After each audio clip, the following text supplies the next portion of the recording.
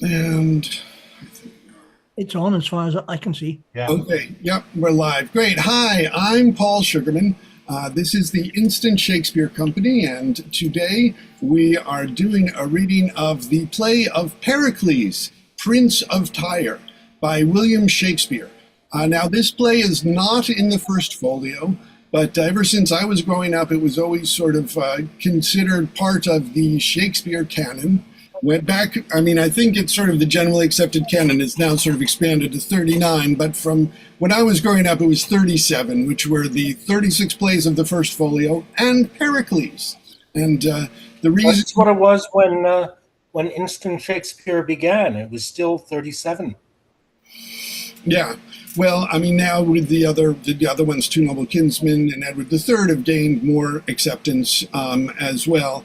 But Pericles has been there for a while. But I think one of the reasons why it wasn't in the folio was because they weren't able to secure the rights. Because one of the things we know is that, like with Troilus and Cressida, they almost thought they weren't going to be able to publish it, and it's not in the table of contents because they couldn't secure the rights.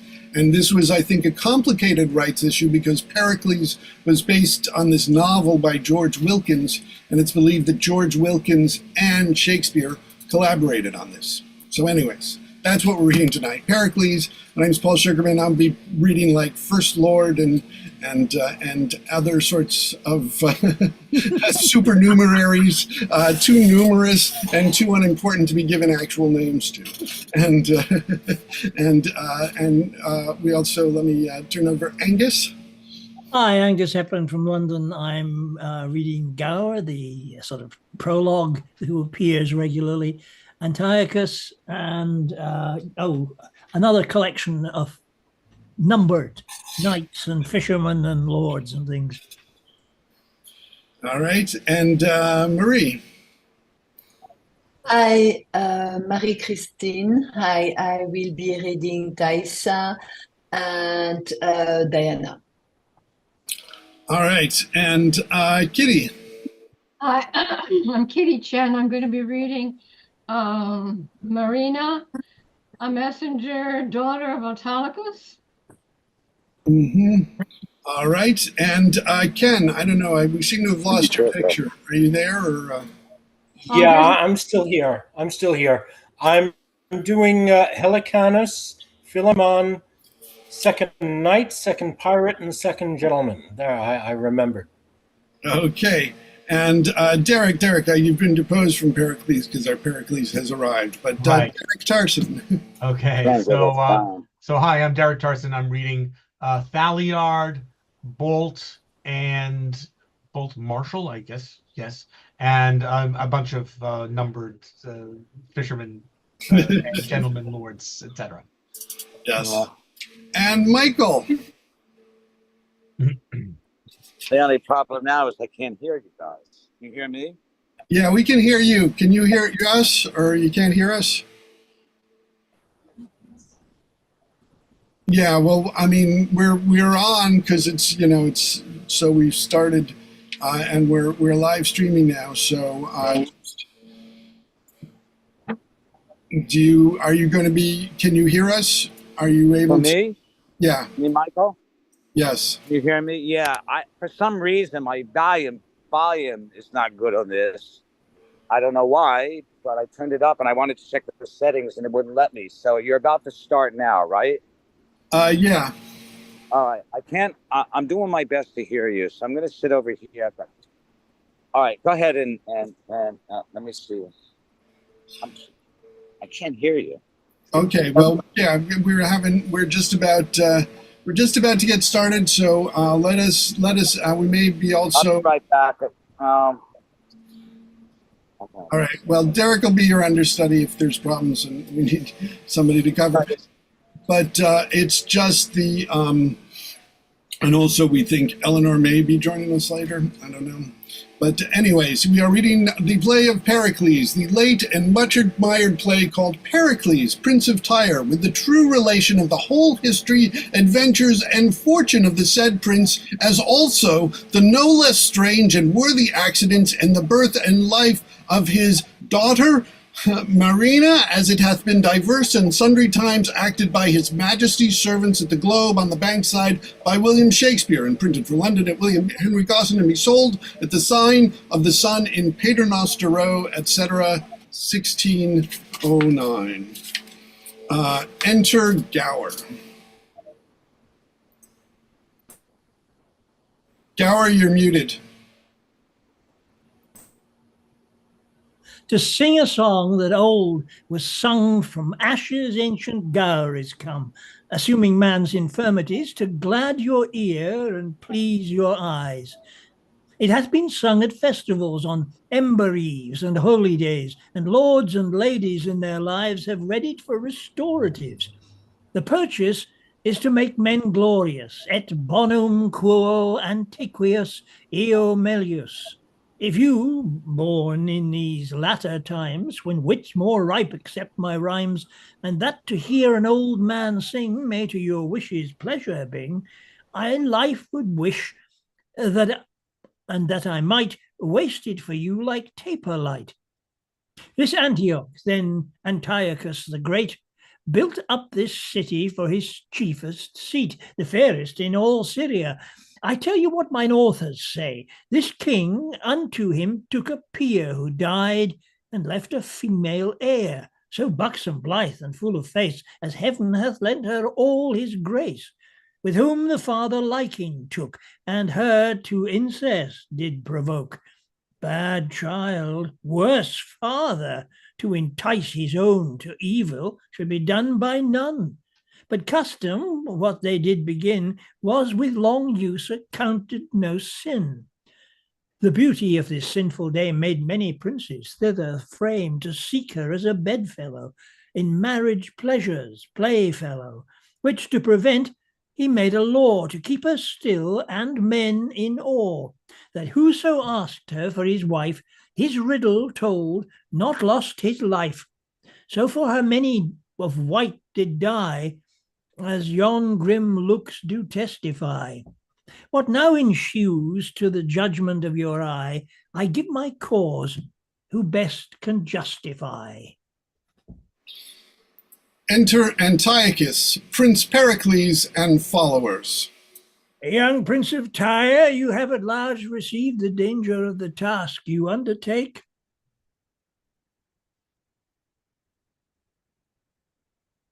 I have, Antiochus, and with a soul emboldened with the glory of her praise, think death no hazard in this enterprise. Music, bring in our daughter clothed like a bride, for embracements even of Jove himself, at whose conception till Lucina reigned, nature this dowry gave, to glad her presence. The senate house of planets all did sit to knit in her their best perfections. Enter Antiochus's daughter. See where she comes, apparelled like the spring, graces her subjects and her thoughts the king. Of every virtue gives renown to men, her face the book of praises where is read. Nothing but curious pleasures as from thence, sorrow were ever racked, and testy wrath could never be her mild companion. Ye gods that made me man and sway in love, that have inflamed desire in my breast to taste the fruit of yon celestial tree, or die in the adventure, be my helps, as I am son and servant to your will, to compass such a bondless happiness. Prince Pericles. That would be son to great Antiochus. Therefore, before thee stands this fair Hesperides, with golden fruit, but dangerous to be touched, for death, like dragons, here affright thee hard.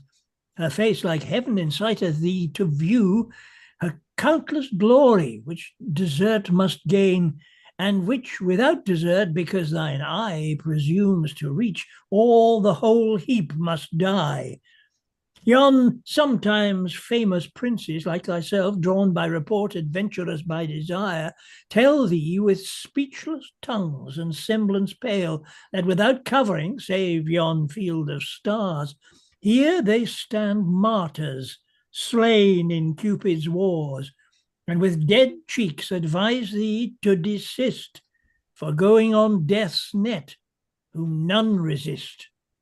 Antiochus, I thank thee, who hath taught my frail mortality to know itself, and by those fearful objects to prepare this body like to them to what I must.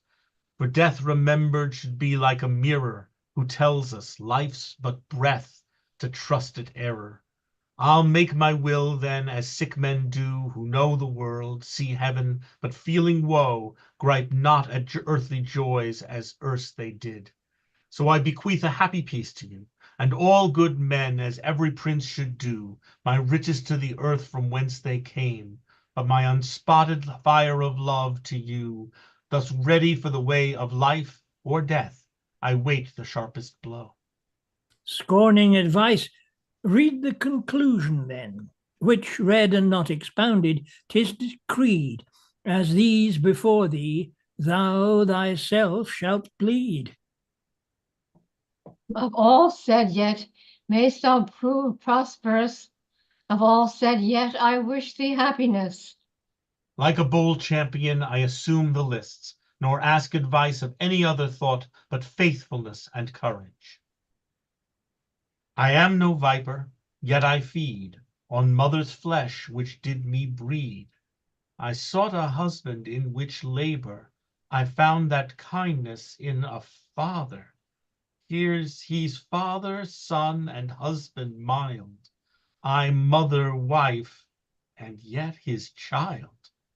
How they may be, and yet in two, as you will live, resolve it, you.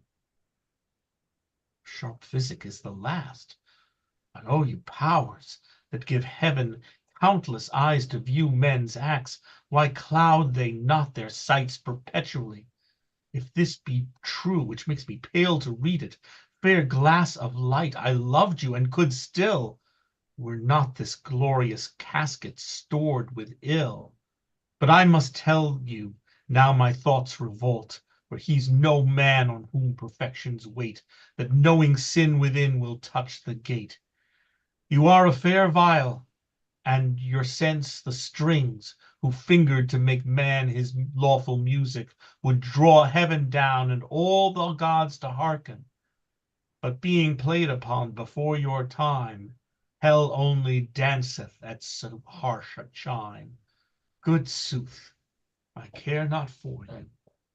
Prince Pericles, touch not upon thy life, for that's an article within our law, as dangerous as the rest. Your time's expired.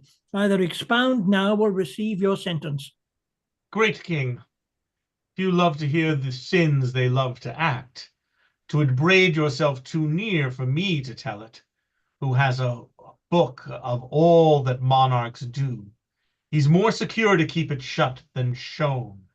For vice repeated is like the wandering wind, blows dusts in others' eyes to spread itself, and yet the end of all is bought thus dear. The breath is gone, and the sore eyes see clear. To stop the air would hurt them. The blind mole cast copped hills towards heaven, to tell the earth is thronged by man's oppression, and the poor worm doth die for it. Kings are earth's gods, in vice their laws their will.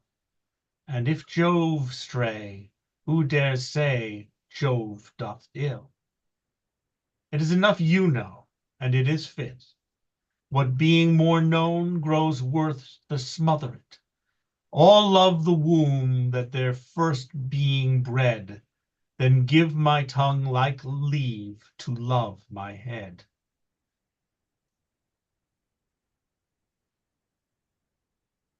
You're muted. Heaven that I had thy head. He has found the meaning. But I will gloze with him. Young Prince of Tyre, though by the tenor of your strict edict your exposition misinterpreted, we might proceed to counsel of your days. Yet hope, succeeding from so fair a tree as your fair self, doth tune us otherwise. 40 days longer we do respite you, if by which time our secret be undone, this mercy shows we'll joy in such a son. Until then, your entertain shall be as doth befit our honour and your worth. Mene Pericles solus. How courtesy would seem to cover sin, when what is done is like a hypocrite, the which is good in nothing but in sight. If it be true that I interpret faults, then were it certain you were not so bad, as with foul incest to abuse your soul, where now you both a father and a son, by your timely claspings with your child, which pleasure fits a husband, not a father, and she an eater of her mother's flesh by the defiling of her parents' bed. And both like serpents are, who though they feed on sweetest flowers, yet they poison breed. Antioch, farewell, for wisdom sees those men blush not in actions blacker than the night, will show no course to keep them from the light. One sin I know, another doth provoke. Murders as near to lust as flame to smoke. Poison and treason are the hands of sin, aye, and the targets to put off the shame. Then lest my life be cropped to keep you clear, by flight I'll shun the danger which I fear. Exit. Enter Antiochus. He has found the meaning for which we mean to have his head. He must not live to trumpet forth my infamy, nor tell the world Antiochus doth sin in such a loathed manner. And therefore instantly this prince must die, for by his fall my honour must be kept high. Who attends us there? Does your kindness call? Talliard, you are of our chamber, Talliard, and our mind partakes her private actions to your secrecy, and for your faithfulness we will advance you, Talliard. Behold, here's poison, and here's gold. We hate the Prince of Tyre, and thou must kill him. It fits not to ask the reason why, because we bid it. Say it, is it done? My lord, 'tis done. Enter a message. Enough, let your breath cool yourself, telling your haste. My lord, Prince Pericles has fled. As thou wilt live, fly after, and like an arrow shot from a well-experienced archer hits the mark his eye doth level at, so thou never return unless thou say Prince Pericles is dead. My lord, if I can get him within my pistol's length, I'll make him sure enough. So, farewell to your highness. Talliard, adieu, till Pericles be dead. My heart can lend no succour to my head. Enter Pericles with his lords.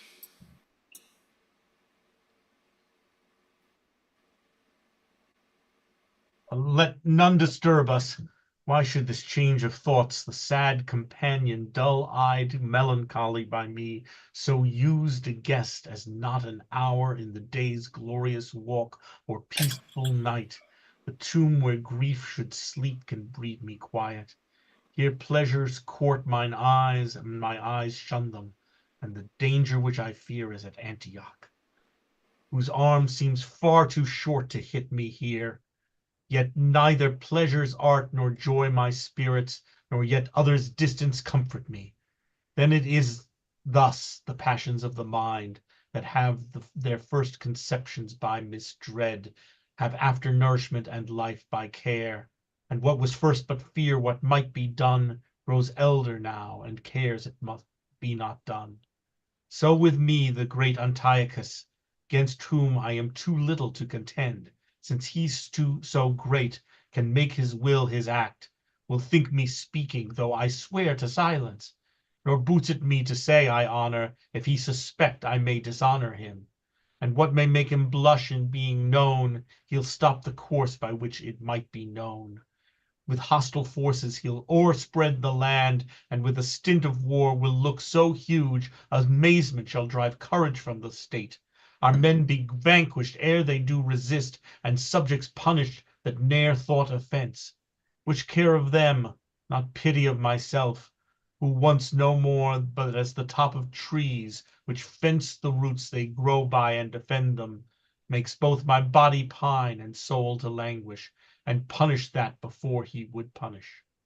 Enter all the lords to Pericles. Joy and all comfort in your sacred breast.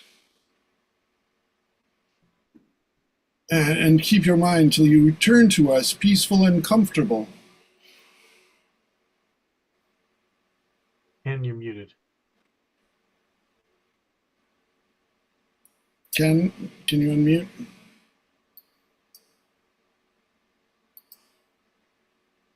Yeah, he sometimes has issues. Ken? Peace, peace, and give experience tongue. They do abuse the king that flatter him, for flattery is the bellows blown up sin. The king that flatter him. The thing the which is flattered but a spark, to which that spark gives heat, and stronger glowing, whereas truth, obedience, and in order, fits kings are men, for they err, but in sooth here does peace. He flatters you, makes war upon your life. Prince, pardon me, or strike me if you please. I cannot be much lower than my knees. All leave us else, but let your cares o'erlook what shipping and what ladings in our heaven, and then return to us. Helicanus, thou hast moved us.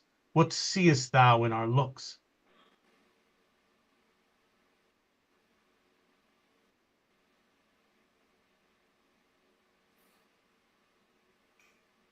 Proud. If there be such a dart in princes' frowns, how durst thy tongue move anger to our face?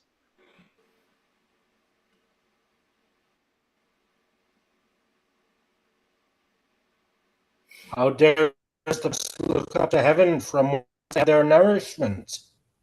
Thou knowest I have power to take thy life from thee.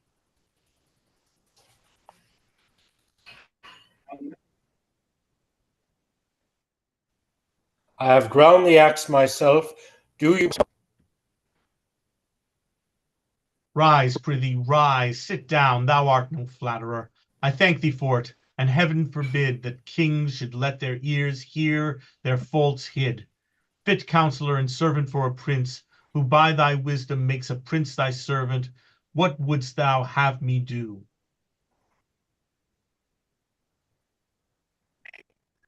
Prince thy servant. To bear with such griefs as you yourself do lay upon yourself. Thou speakst like a physician, Helicanus, that ministers a potion unto me, that thou wouldst tremble to receive thyself. Attend me then. I went to Antioch, whereas thou knowest against the face of death I sought the purchase of a glorious beauty, from whence an issue I might propagate, our arms to princes, and brings joys to subjects. Her face was to mine eye all wonder, the rest hark in thine ear, as black as incest, which by my knowledge found, the sinful father seemed not to strike, but smooth. But thou knowest this, 'tis time to fear when tyrants seem to kiss, which fears so grew in me, I hither fled under the covering of a careful knight, who seemed my good protector, and being here, bethought what was past and what might succeed. I knew him tyrannous, and tyrants' fear decrease not but grow faster than the years. And should he do it, as no doubt he doth, that I should open to the listening air, how many worthy princes' bloods were shed to keep his bed of blackness unlaid ope. To lop that doubt, he'll fill this land with arms, and make pretense of wrong that I have done him, when all for mine, if I may call offence, must feel war's blow, who spares not innocence, which love to all thyself art one, who now reprovest me for it. Alas, sir. Drew sleep out of mine eyes, blood from my cheeks, musing into my minds with 1,000 doubts how I might stop this tempest ere it came. And finding little comfort to relieve them, I thought it princely charity to grieve for them. Well, my lord, since you have given me leave to speak, freely will I speak. Antiochus you fear, and justly too. I think you fear the tyrant, who either by public war or private treason will take away your life. Therefore, my lord, go travel for a while, till that his rage and anger be forgot, or till the destinies do cut his thread of life. Your rule direct to any, if to me day serves not light, more faithful than I'll be.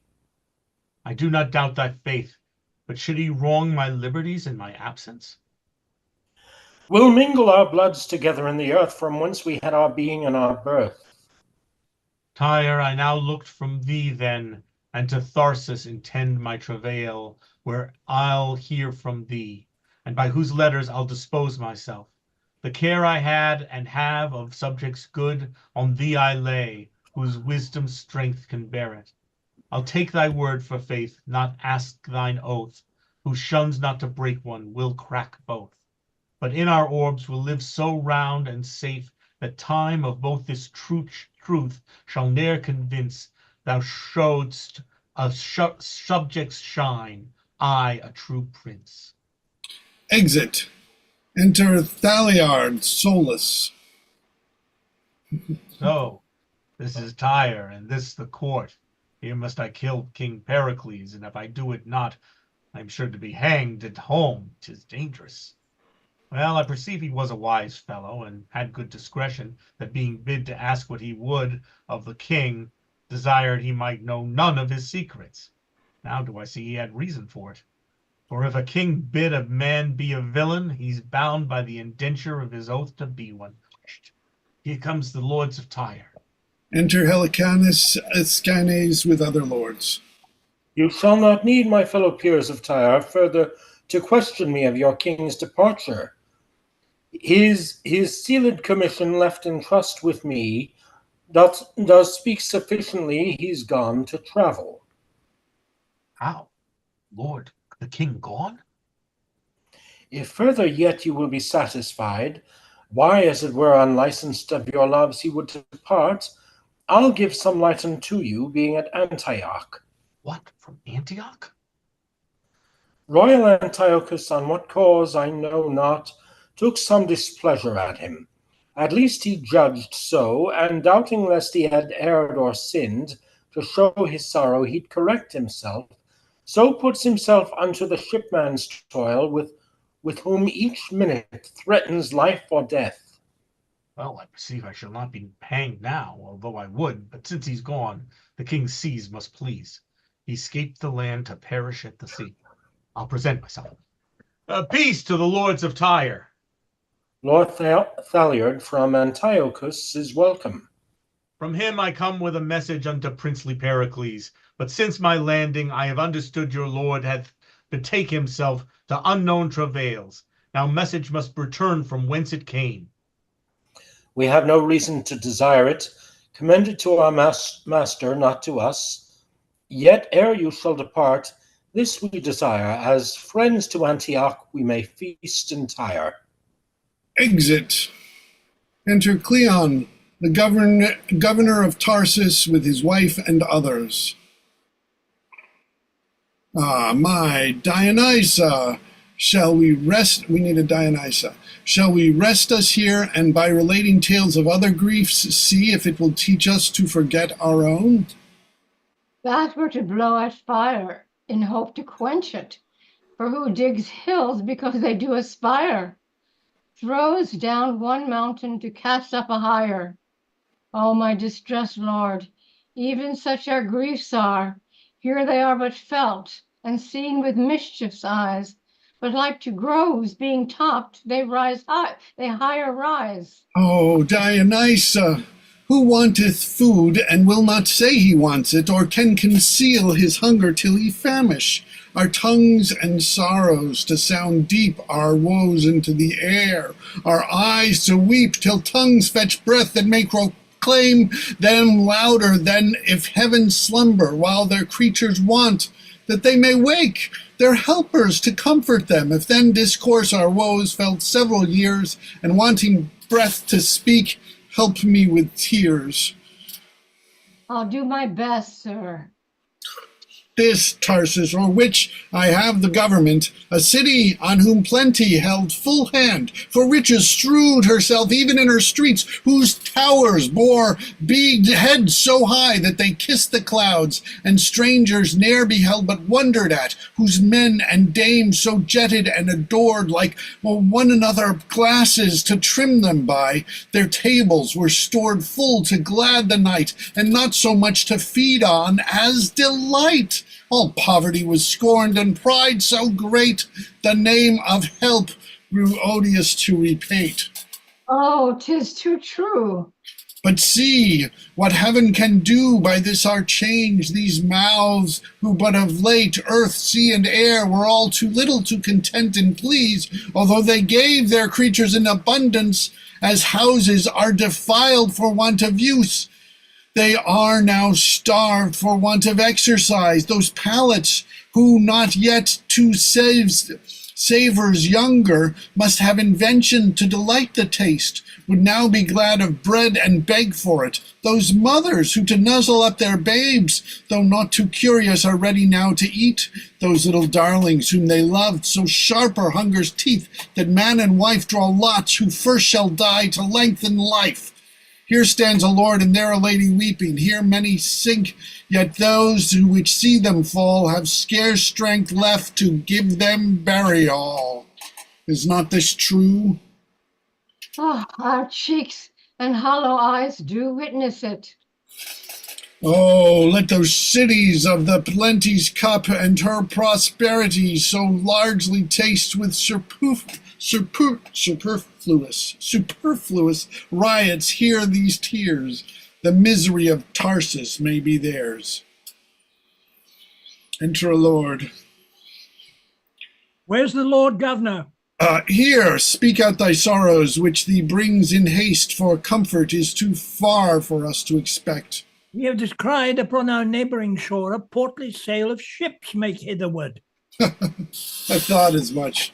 One sorrow never comes but brings an heir that may succeed as his inheritor, and so in ours, some neighboring nation taking advantage of our misery, that stuffs the hollow vessels with their power to beat us down, the which are down already, and make a conquest of unhappy me, whereas no glory's got to overcome. Well, that's the least fear. For by the semblance of their white flags displayed, they bring us peace, and come to us as favourers, not as foes. Thus speaks like hymns untutored to repeat, who makes the fairest show means most deceit. But bring they what they will and what they can, what need we leave our grounds the lowest, and we are halfway there. Go tell their general we attend him here, to know what he comes and whence he comes and what he craves. I go, my lord. Welcome peace, if he on peace consist. If wars, we are unable to resist. Enter Pericles with attendants. Lord Governor, for so we hear you are, let not our ships and number of our men be like a beacon fired to amaze your eyes. We have heard your miseries as far as Tyre, and seen the desolation of your streets. Nor come we to add sorrow to your tears, but to relieve them of their heavy load. And these our ships, you happily may think, are like the Trojan horse was stuffed within with bloody veins, expecting overthrow, are stored with corn to make your needy bread, and give them life whose hunger starved, half dead. The gods of Greece protect you and will pray for you. Arise, I pray you. We do not look for reverence, but for love and harborage for ourselves, our ships and men.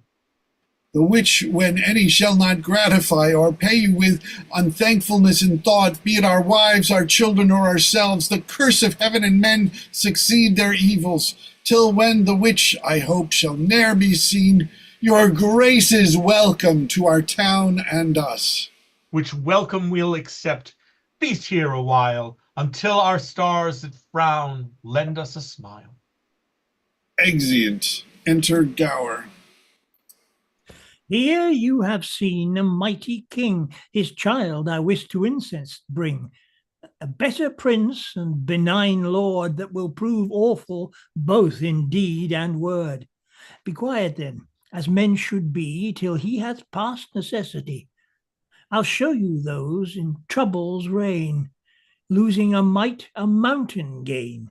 The good in conversation, to whom I give my benison, is still at Tarstill, where each man thinks all is writ he spoken can. And to remember what he does, build his statue to make him glorious. But tidings to the contrary are brought your eyes. What need speak I? Dumb show. Enter at one door Pericles talking with Cleon, all the train with them. Enter at another door a gentleman with a letter to Pericles. Pericles shows the letter to Cleon. Pericles gives the messenger a reward and knights him. Exit Pericles at one door and Cleon at another. Good Helicon that stayed at home, not to eat honey like a drone, from other labours. For though he strive to kill and bad, keep good alive, and to fulfil his prince desire, saved one of all that haps entire. How Taliard came full bent with sin, and hid intent to murder him. And that in Tarsus was not best longer for him to make his rest, he doing so put forth to sea.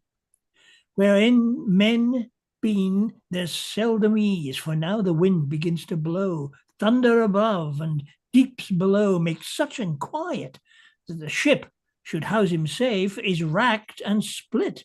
And he, good prince, having all lost by waves, from coast to coast is tossed. All perish of men of Pell, ne aught escaped but himself, till fortune, tired with doing bad, threw him ashore and gave him glad. And here he comes. What shall be next? Pardon, old Gower, this longs the text. Enter Pericles, wet. Yet cease, you angry stars of heaven, wind, rain, and thunder. Remember, earthly man is but a substance that must yield to you, and I, as fits my nature, do obey you. Alas, the sea hath cast me on the rocks, washed me from shore to shore, and left my breath nothing to think on but ensuing death. Let it suffice the greatness of your powers to have bereft a prince of all his fortunes, and having thrown him from your watery grave, here to have death in peace is all he'll crave. Enter three fishermen. What, to pelch? Ah, come and bring away the nets. What patch breach, I say? What say you, master? Look how thou stirrest now. Come away, or I'll fetch thee with a wannion. Hey, master, I am thinking of the poor men that were cast away before us even now. Alas, poor souls, it grieved my heart to hear what pitiful cries they made to us to help them, when, well-a-day, we could scarce help ourselves. Nay, master, said not I as much? When I saw the porpoise, how he bounced and tumbled. They say they're half fish, half flesh. A plague on them. They ne'er come, but I look to be away. Mister, I marvel how the fishes live in the sea. Why, as man do a land, the great ones eat up the little ones. I can compare our rich misers to nothing so fitly as to a whale. A plays and tumbles, divvying the poor fry before him, and at last devour them all at a mouthful. Such whales have I heard on at the land, who never leave gaping till they have swallowed the whole parish church steeple bells and all. A pretty moral. Oh, but master, if I had been the sexton, I would have been that day in the belfry. Why, man? Because she should have swallowed me too, and when I... Sorry, that really should be your line. Is it? Oh, because he should have swallowed me too. And when I had been in his belly, I would have kept such a jangling of the bells that he should never have left till he cast bell, steeple, and church and parish up again. But if the good King Simonides were of my mind... Simonides? We would purge the land of these drones that rob the bee of her honey. How from the fenny subject of the sea these fishers tell the infirmities of men, and from their watery empire recollect that all that may men approve or men detect.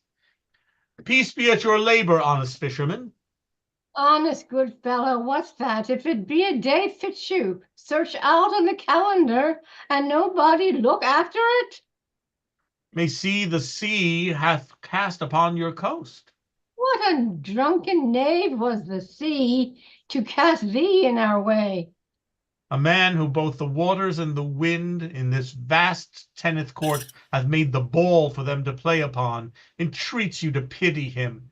He asks of you that never used to beg. No, friend, cannot you beg? Here's them in our country of Greece gets more with begging than we can do with working. Canst thou catch any fishes then? I never practiced it. Nay, then thou wilt starve sure, for here's nothing to be got nowadays unless thou canst fish for it. What I have been, I have forgot to know, but what I am, want teaches me to think on. A man thronged up with cold, my veins are chill, and have no more of life than may suffice to give my tongue that heat to ask your help, which if you shall refuse when I am dead, for that I am a man, pray you see me buried. Die, Catha, now God forbid it. And I have a gown here, come, put it on, and keep thee warm. Now afore me, a handsome fellow. Come, thou shalt go home, and we'll have flesh for all day, fish for fasting days, and more, or puddings and flapjacks, and thou shalt be welcome. I thank you, sir. Hark you, my friend. You said you could not beg, I did but crave. but crave? Then I'll turn craver too, and so I shall scape whipping. Why, are you beggars whipped then? Oh, not all, my friend, not all. For if all your beggars were whipped, I would wish no better office than to be beadle.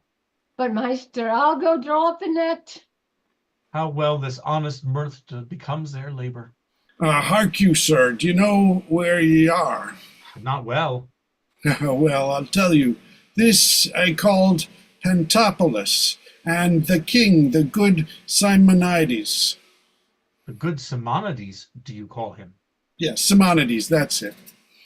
Yeah, aye, sir, and he deserves so to be called for his peaceable reign and good government. He is a happy king, since he gains from his subjects the name of good by his government. How far is his court distance from this shore? Marry, sir, half a day's journey, and I'll tell you, he hath a fair daughter, and tomorrow is her birthday, and there are princes and knights come from all parts of the world to just in tourney for her love. Were my fortunes equal to my desires, I could wish to make one there. Oh, sir, things must be as they may, and what a man cannot get, he may lawfully deal for his wife's soul. Enter the two fishermen drawing up a net. Help, Meister, help! Here's a fish hangs in the net, like a poor man's right in the law. 'Twill hardly come out. A boots on it. 'Tis come at last, and 'tis turned to a rusty armor. An armor, friends? I pray you let me see it. Thanks, fortune, a year that after all crosses thou givest me somewhat to repair myself. And though it was mine own part of my heritage, which my dead father did bequeath to me, with this strict charge, even as he left his life, keep it, my Pericles, it hath been a shield twixt me and death, and pointed to this braze. For that it saved me, keep it like a necessity. The which the gods protect me, fame may defend thee. It kept where I kept, I so dearly loved it, till the rough seas that spares not any man took it in a rage, though calmed, have given me again. I thank thee for it, my shipwracks now no ill, since I have here my father gave in his will. What mean you, sir? To beg of you, kind friends, this coat of worth, for it was sometimes target to a king. I know it by this mark. He loved me dearly, and for his sake I wish you the having of it, that and that you'd guide me to your sovereign's court, where with it I may appear a gentleman. And if that ever my low fortunes better, I'll pay your bounties till then. Rest your debtor. What? Wilt thou tourney for the lady? I'll show the virtue I have borne in arms. Why, do take it, and the gods give thee good on it. Aye, but hark you, my friend, 'twas we that made up this garment through the rough seams of the waters. There are certain condolements, certain veils. I hope, sir, if you thrive, you'll remember from whence you had them. Believe it, I will. By your furtherance I am clothed in steel, and spite of all the rapture of the sea, this jewel holds his building on my arm. Unto thy value I will mount myself upon a courser, whose delight steps shall make the gazer joy to see him tread. Only, my friend, I yet am unprovided of a pair of bases. Will sure provide. Thou shalt have my best gown to make thee a pair, and I'll bring thee to the court myself. Then honor be but a goal to my will. This day I'll rise, or else add ill to ill. Enter Simonides with attendants and Thaisa. Simonides. Are the knights ready to begin the triumph? They are, my liege. They are, my liege, and stay your coming to present themselves. Return them. We are ready, and our daughter here, in honor of whose birth these triumphs are, sits here like beauty's child whom nature got, for men to see and seeing wonder at. It pleases you, my royal father, to express my commendations great, whose merits less. It's fit, it should be so, for princes are a model which heaven makes like to itself. As jewels lose their glory if neglected, so princes and renowns if not respected. 'Tis now your honor, daughter, to entertain the labor of each knight in his device. Which to preserve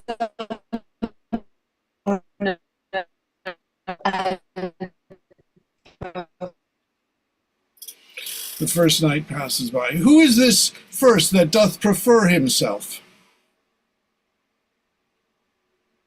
a knight of Sparta, my renowned father, and the device he bears upon his shield is a black Ethiop reaching at the sun.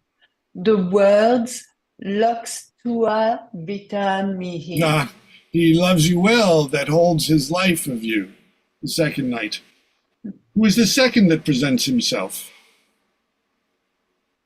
A prince of Macedon, my royal father, and the device he bears upon his shield is the armed knight that conquered by a lady. The motto thus in Spanish, "Puede per dolera quien per forza." Third knight. And with the third? The third of Antioch, and his device, a brass of chivalry. The word, "Me Pompeia provix apex." Ah, the fourth knight. What is the fourth? A burning torch that's turned upside down. The word, "Qui me alit me extinguit." Which shows that beauty hath his power and will, which can as well inflame as it can kill. Fifth knight. That the fifth. Is a hand environed with cloud. Oh, the fifth, sorry. The fifth, an hand environed with clouds, holding out gold. That's by the torch sun stride. The motto, thus, sic peccanda fides. The sixth knight. And that's the sixth, and the last, the which the knight himself with such graceful courtesy delivered.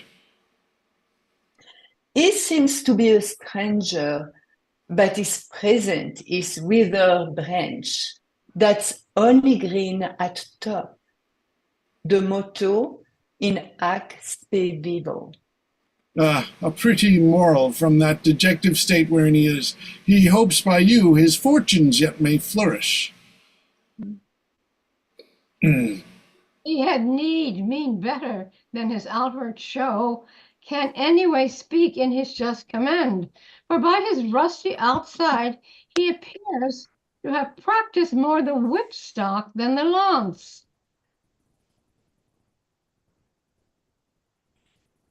He well may be a stranger, for he comes to an honoured triumph strangely furnished. And on set purpose that his armour rust until this day to scour it in the dust. Opinion's but a fool that makes us scan the outward habit by the inward man. But stay, the knights are coming. We will withdraw into the gallery. Great shouts and all cry, "The mean knight! The mean knight!" Enter the king. mean knight! Enter the king and knights from Tilting. Knights, to say you're welcome were superfluous. I place upon the volume of your deeds, as in a title page, your worth in arms, where more than you expect or more than's fit. Since every worth in show commends itself, prepare for mirth becomes a feast. You are princes and my guests. But you, my knight and guest, to whom this brass of victory I give, and crown you king of this day's happiness. 'Tis more by fortune, lady, than by merit. Call it by what you will, the day is your. And here, I hope, is none that envies it. In framing an artist, art hath thus decreed to make some good, but others to exceed. And you are her labored scholar. Come, queen of the feast, for daughter, so you are. Here take your place. Marshal the rest as they deserve their grace. We are honoured much by good Simonides. Your presence glads our days. Honor we love. For who hates honor hates the gods above. Sir, yonder is your place. Some other is more fit. Contend not, sir, for we are gentlemen, have neither in our hearts nor outward eyes envies the great, nor shall the low despise. You are right, courteous knights. Sir, by Jove, I wonder, that is king of thoughts, these cates resist me, he not thought upon. By Juno, that is queen of marriage. All viands that I ate do seem unsavory, wishing him my meat. Sure, he is a gallant gentleman. He's but a country gentleman, has done no more than other knights have done. He's broken a staff or so. Let it pass. To me, he seems like diamond to glass. You kings to me, like to my father's picture, which tells in that glory once he was, had princes sit like stars about his throne, and he the sun for them to reverence. None that beheld him, but like lesser lights, did veil their crowns to his supremacy. Where now his sun like a glowworm in the night, the which hath fire in darkness, none at light. Whereby I see that time's the king of men, he's both their parent, and he is their grave, and gives them what he will, not what they crave. What, are you merry, knights? Who can be other? Who can be other in this royal presence? Here with a cup that's stored unto the brim, as do you love, filled to your mistress' lips, will drink this health to you. We thank your grace. We thank your grace. Yet pause a while. Yon knight doth sit too melancholy, as if the entertainment in our court hath not a show might countervail his worth. Note it not you, Thaisa? What isn't to me, my father? Oh, attend, my daughter. Princes in this should be like gods above, who freely give to everyone that comes to honor them. And princes not doing so are like to gnats, which make a sound, but killed are wondered at. Therefore, to make entrance more sweet, here say we, drink this standing bowl of wine to him. Alas, my father, it befit not me. Undo a stranger knight to be so bold. He may be proffered take for an offense, since men take women's gifts for impudence. How? Do as I bid you, or you'll move me else. Now, by the gods, he could not please me better. And furthermore tell him we desire to know of him, of whence he is, his name and parentage. The king, my father, sir, has drunk to you, I thank him. wishing it so much blood unto your life. I thank both him and you and pledge him freely. And father, he desires to know you, of whence you are, your name and parentage. A gentleman of Tyre, my name Pericles, my education been in arts and arms, who looking for adventures in the world was by the rough seas reft of ships and men, and after shipwreck driven upon the shore. He thanks your grace, names himself Pericles, a gentleman of Tyre, who only by misfortune of the seas, bereft of ships and men, cast on this shore.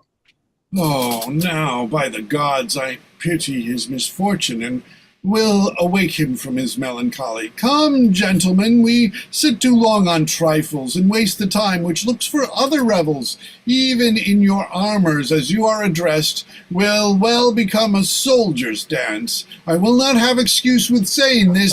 Loud music is too harsh for ladies' heads, since they love men in arms as well as beds. They dance. So, this was well asked, was so well performed. Come, sit. Come, sir, here's a lady that wants breathing too, and I have heard you knights of Tyre are excellent in making ladies trip, and that their measures are as excellent. And those that practice them, they are, my lord. Oh, that's as much as you would be denied of your fair courtesy. Unclasp, unclasp. They dance. Thanks, gentlemen, to all. All have done well, but you the best.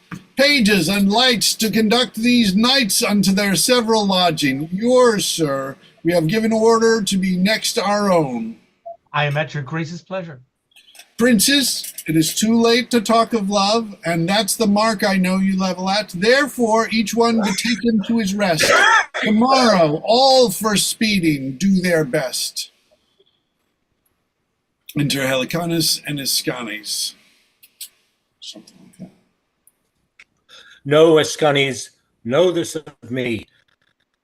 Antiochus from incest lived not free, for which the most high gods, not minding longer to withhold the vengeance that they had in store, due to this heinous capital offense, even in the height and pride of all his glory, when he was seated in a chariot of an inestimable value, and his daughter with him, a fire from heaven came and shriveled up those bodies even to loathing, for they so stunk that all those eyes adore them ere their fall, scorn now their hands should give them burial.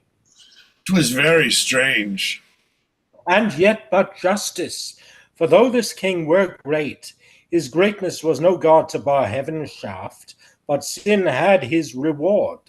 'Tis very true, enter 2 or 3 lords. See, not a man in private conference of council has respect with him but he. It shall no longer grieve without reproof. And firstly, cursed be he that will not second it. Follow me then. Lord Helicane, a word. With me, and welcome happy day, my lords. I know that our griefs are risen to the top, and now at length they overflow their banks.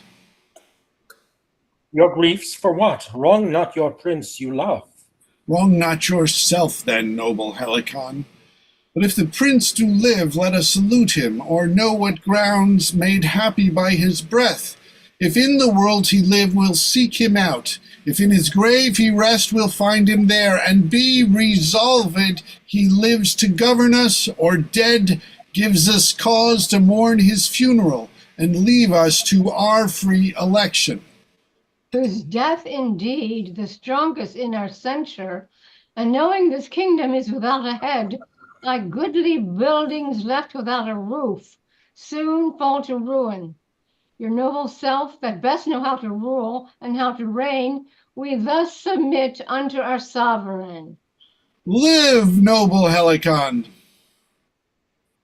Try honor's cause, forbear your suffrages. If that you love Prince Pericles, forbear. Take I your wish, I leap into the seas, where's hourly trouble for a minute's ease. A 12-month longer, let me entreat you to forbear the absence of your king. If in which time expired he not return, I shall with aged patience bear your yoke.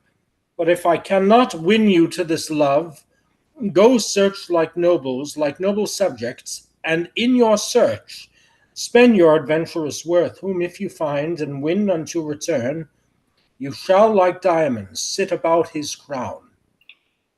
To wisdom he's a fool that will not yield.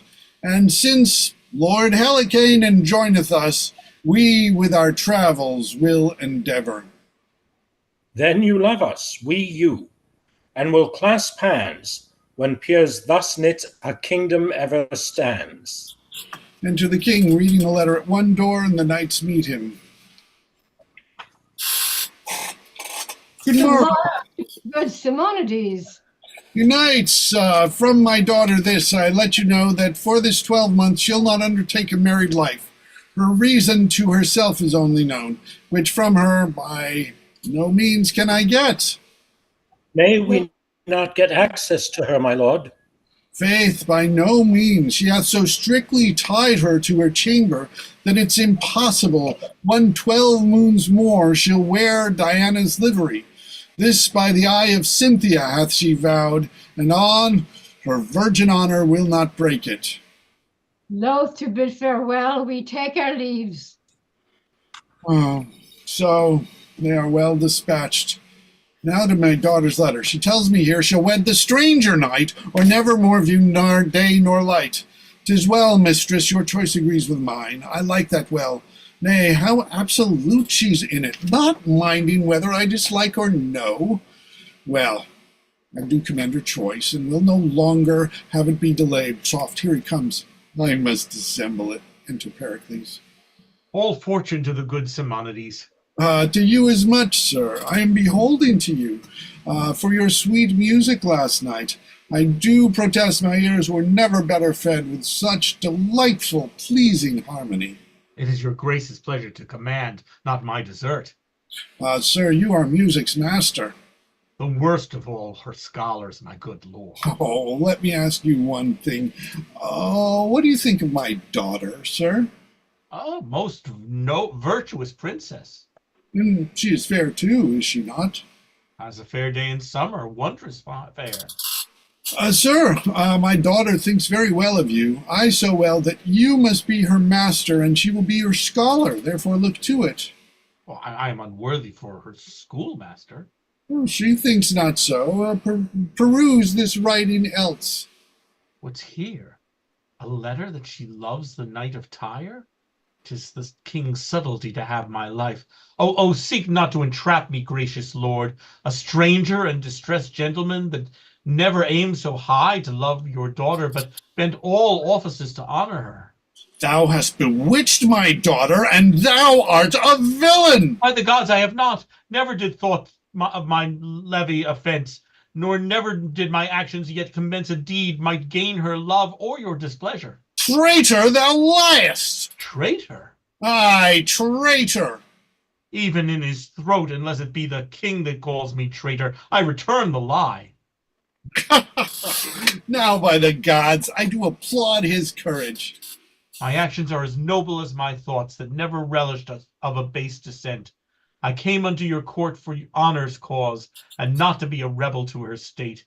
And he that otherwise accounts of me, this short sword shall prove. He's honor's enemy. No, here comes my daughter. She can witness it. Enter Thaisa. Then as you are as virtuous as fair, resolve your angry father, if my tongue did e'er solicit, or my hand subscribe to any syllable that made love to you. Why, sir, say if you had, who takes offense? And that will make me glad? Yea, mistress, are you so peremptory? I'm glad on it with all my heart. I'll tame you. I'll bring you in subjection. Will you not, having my consent, bestow your love and affections upon a stranger who, for aught I know, may be, nor can I think the contrary, as great in blood as I myself? Therefore, hear you, mistress, either frame your will to mind, and you, sir, hear you, either be ruled by me, or I'll make you man and wife. Nay, come your hands, and let's seal it too, and being joined, I'll thus your hopes destroy, and for further grief, God give you joy. What, are you both pleased? Yes, if you love me, sir. Even as my life, my blood that fosters it. What, are you both agreed? Yes, if it please your majesty. It pleaseth me so well, I will see you wed, and then with what haste you can get you to bed. Enter Gower. Now sleep is slacked hath the rout. No din but snores about the house, made louder by the o'erfed breast of this most pompous marriage feast. The cat, with eye of burning coal, now couches from the mouse's hole, and crickets sing at the oven's mouth, are the blither for their druth. Hymen hath brought the bride to bed, where by the loss of maidenhead a babe is moulded. Be attent, and time that is so briefly spent with your fine fancies, quaintly each, what's dumb in show, I'll play in with speech. Enter Pericles and Simonides at one door with attendants. A messenger greets them, kneels, and gives Pericles a letter. Pericles shows it Simonides, the lords kneel to him. Then enter Thaisa with child, and with Lycorida, nurse. The king shows her letter. She rejoices. She and Pericles take leave of her father and depart. By many a dan and painful perch of Pericles, the careful search, by the foul opposing cringes, which the world together joins, is made with all due diligence, that horse and sail and high experience can steed the quest at last from Tyre. Fame answering the most strange inquire, to the court of King Simonides are letters brought. The tenor these, Antiochus and his daughter dead. The men of Tyrus on the head of Helicanus would set on the crown of Tyre, but he will none. The mutiny he there hastes to oppress, says to them, if King Pericles come not home in twice 6 moons, he, obedient to their dooms, will take the crown. With some of this brought hither to Pentapolis, ravished the regions round, and every one with claps can sound, our heir apparent is a king.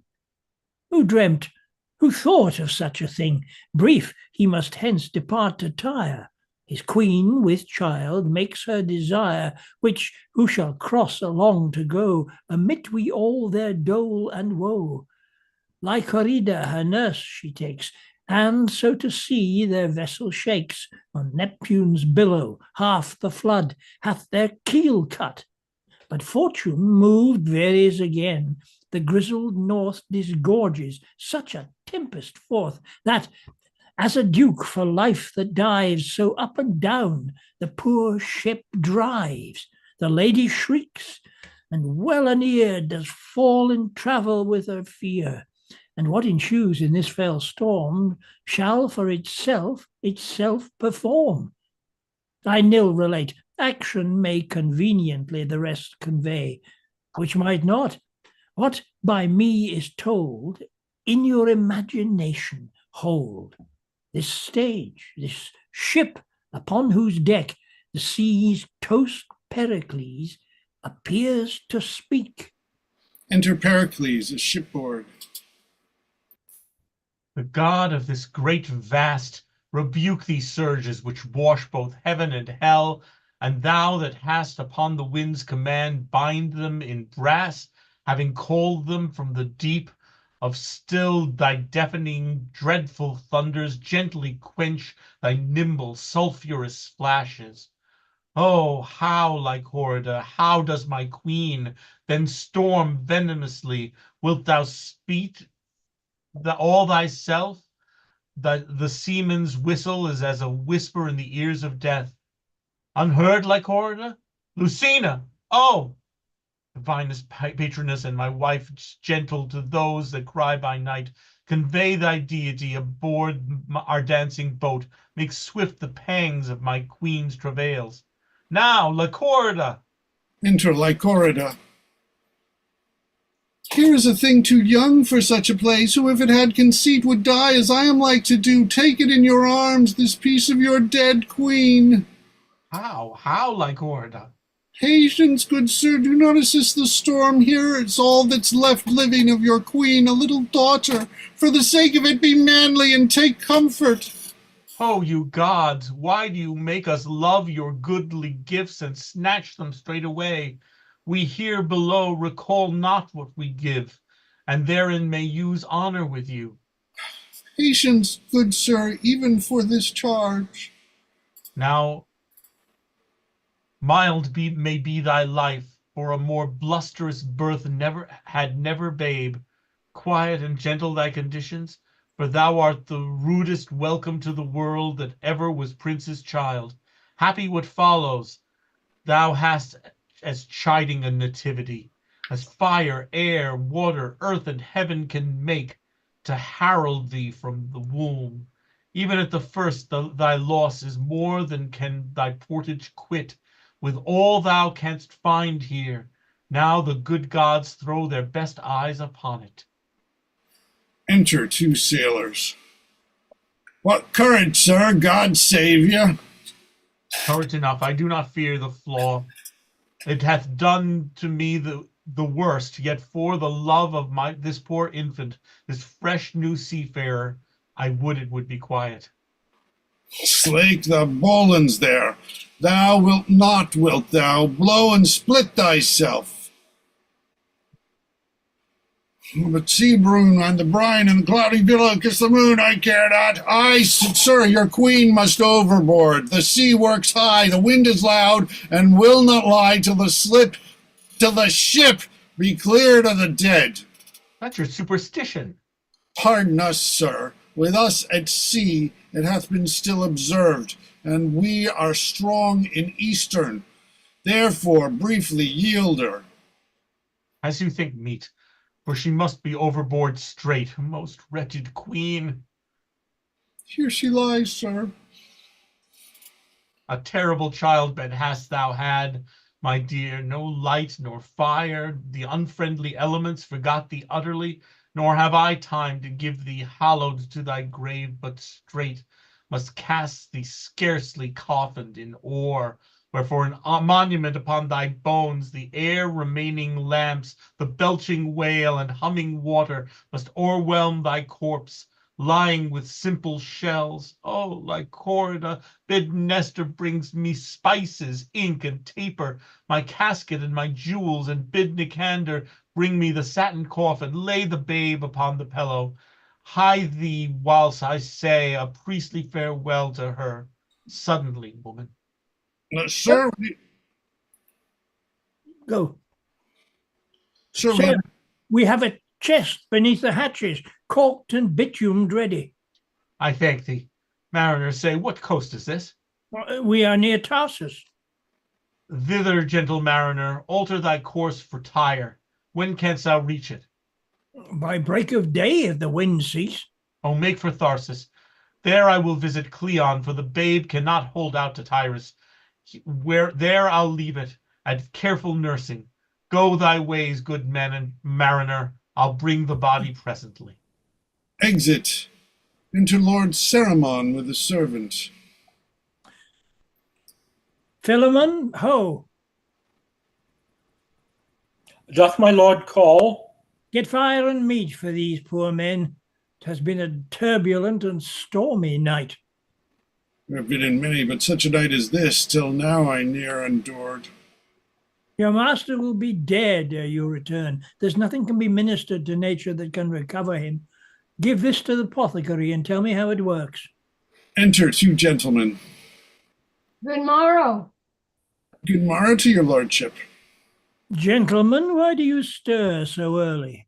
Sir, our lodging standing bleak upon the sea, shook as the earth did quake.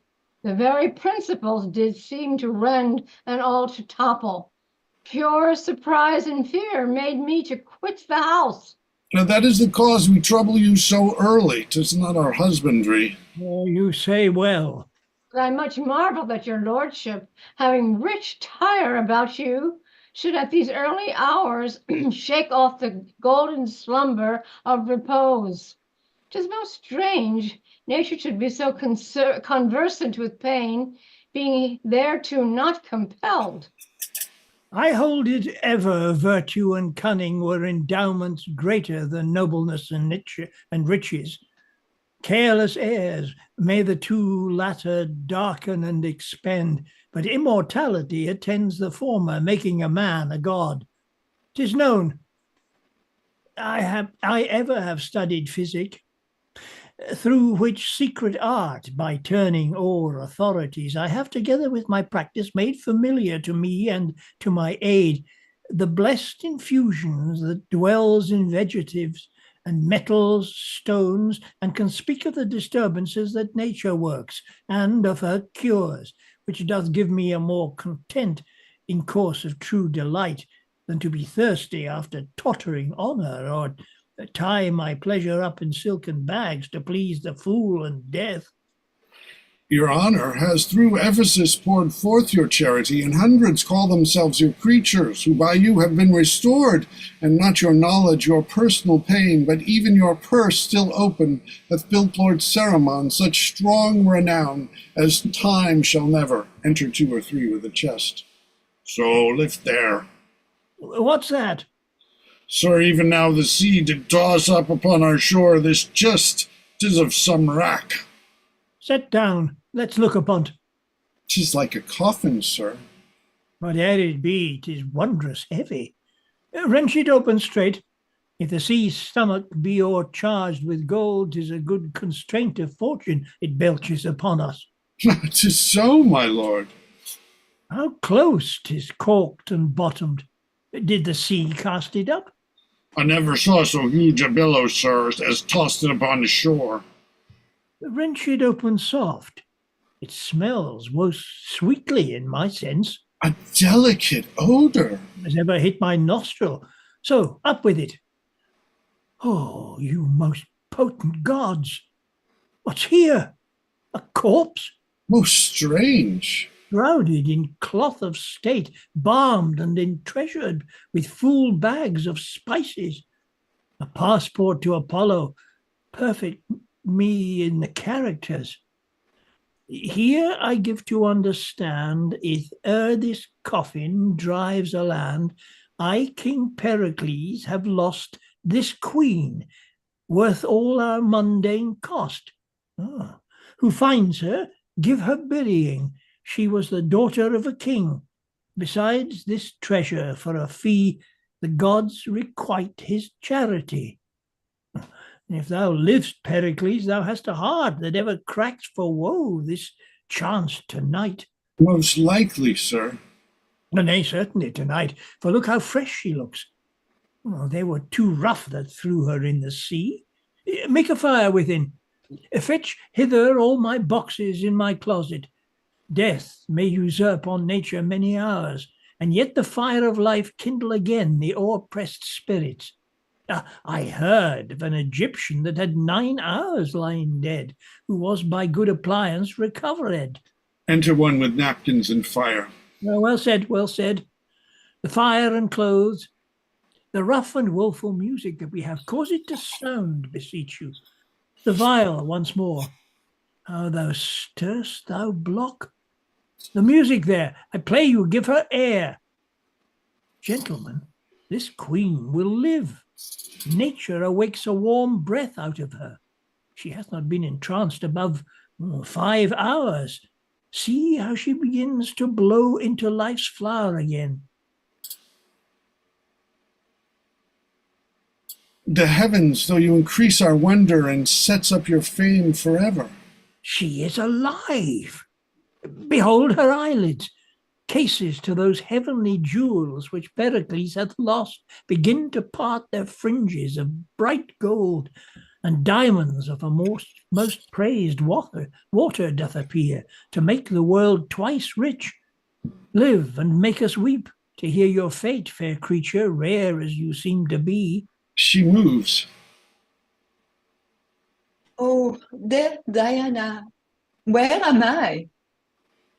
Where is my lord? What world is this? Is not this strange?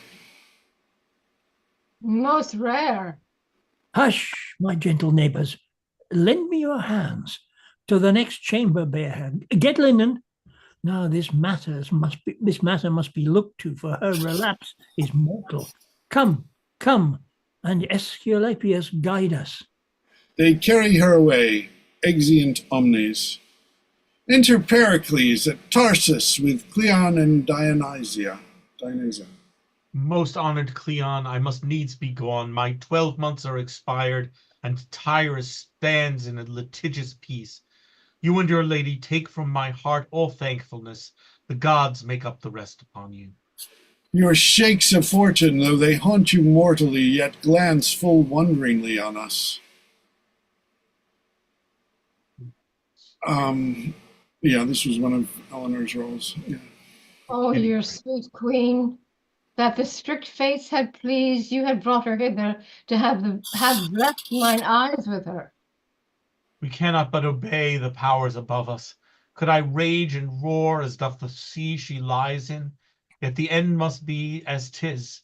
My gentle babe, Marina, whom, for she was born at sea, I have named so, here I charge your charity withal, leaving her, the infant, in your care, beseeching you to give her princely training, that she may be mannered as she is born. Fear not, my lord, but think your grace that fed my country with your corn, for which the people's prayers still fall upon you, must in your child be thought on. If neglection should therein make me vile, the common body by you relieved would force me to my duty. But if to that my nature needs a spur, the gods revenge it upon me and mine to the end of generation. I believe you, your honor and your goodness. Teach me to it without your vows, till she be married. Madam, by bright Diana, whom we honor, unsistered shall this heir of mine remain. Though I show will in it, so I take my leave. Good madam, make me blessed in your care in bringing up my child. I have one myself, who shall not be more dear to my respect than yours, my lord. Madam, my thanks and prayers. I will bring your grace e'en to the edge of shore, that give you up to the masked Neptune and the gentlest wind of heavens. I will embrace your offer. Come, dearest madam. Oh, no tears, Lycorida, no tears. Look to your little mistress, on whose grace you may depend hereafter. Come, my lord. Enter Cerimon and Thaisa. Madam, this letter and some certain jewels lay with you in your coffer, which are at your command. Know you the character? It is, my lord, that I was shipped at sea. I well remember, even on my learning time, by whether they delivered, by the holy gods I can not rightly say. But since King Pericles, my wedded lord, I ne'er shall see again, a wastrel livery will I take me to, and never more have joy. Madam, if this you purpose as ye speak, Diana's temple is not distant far, where you may abide till your date expire. Moreover, if you please, a niece of mine shall there attend you. My recompense is thanks, that's all. Yet my good will be great, though the gift small. Exit. Enter Gower. Imagine Pericles arrived at Tyre, welcomed and settled to his own desire. His woeful queen we leave at Ephesus. Unto Diana there's a votaries. Now to Marina bend your mind, whom our fast-growing seamen must find at Tarsus, and by Cleon trained in music's letters, who hath grind of education, all the grace, which makes high both the art and place of general wonder. But alack, that monster envy off the rack of earned praise, Marina's life seek to take off by treason's knife. And in this kind our Cleon hath one daughter, and a full-grown wench, even right for marriage, light. This maid hight Philoten, and it is said, for certain in our story, she would ever with Marina be. Be it when they wove the sledded silk, with fingers long, small, white as milk, or when she would with sharp needle wound the cambric, which she made more sound by hurting it, or when to lute she sung, and made the night bed mute, that still records with moan, or when she would with rich and constant pen veil to her mistress Dian still. This Philoten contends in skill with absolute Marina. So the dove of Paphos might with the crow vie feathers white. Marina gets all praises, which are paid as debts and not as given. This so darks in Philoton all graceful marks, that Cleon's wife with envy rare a present murderer doth prepare for good Marina, that her daughter might stand peerless by this slaughter. The sooner her vile thoughts to stead, like Corrida, our nurse, is dead, and cursed Dionysa hath the pregnant instrument of wrath pressed for this blow, the unborn event.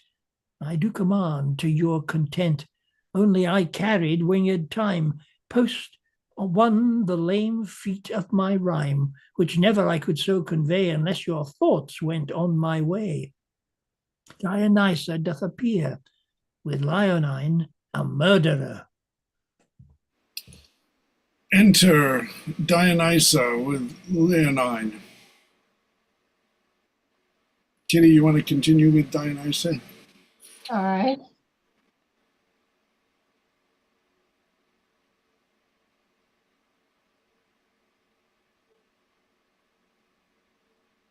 Can't get the other. Oops.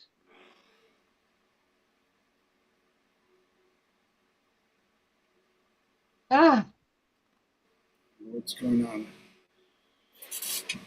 I can't get this started. Well, I mean, I don't know why it's. There you go. Thy oath remember, thou hast sworn to do't. 'Tis but a blow which never shall be known. Thou canst not do a thing in the world so soon to yield thee so much profit. Let not conscience, which is but cold, inflaming, thy love bosom inflame too nicely, nor let pity, which even women have cast off, melt thee, but be a soldier to thy purpose. I will do it, but yet she is a goodly creature. The fitter than the gods should have her. Here she comes, weeping for her only mistress' death. Thou art resolved. I am resolved. Enter Marina with a basket of flowers, and now from the murderer to the victim. No, I will rob Tellus of her weed to stroll thy weed, green with flowers, the yellows, blues, the purple violets, and marigolds, shall as a carpet hang upon thy grave, while summer days doth last. Ay me, poor maid, born in a tempest, when my mother died. This world to me is a lasting storm, worrying me from my friends.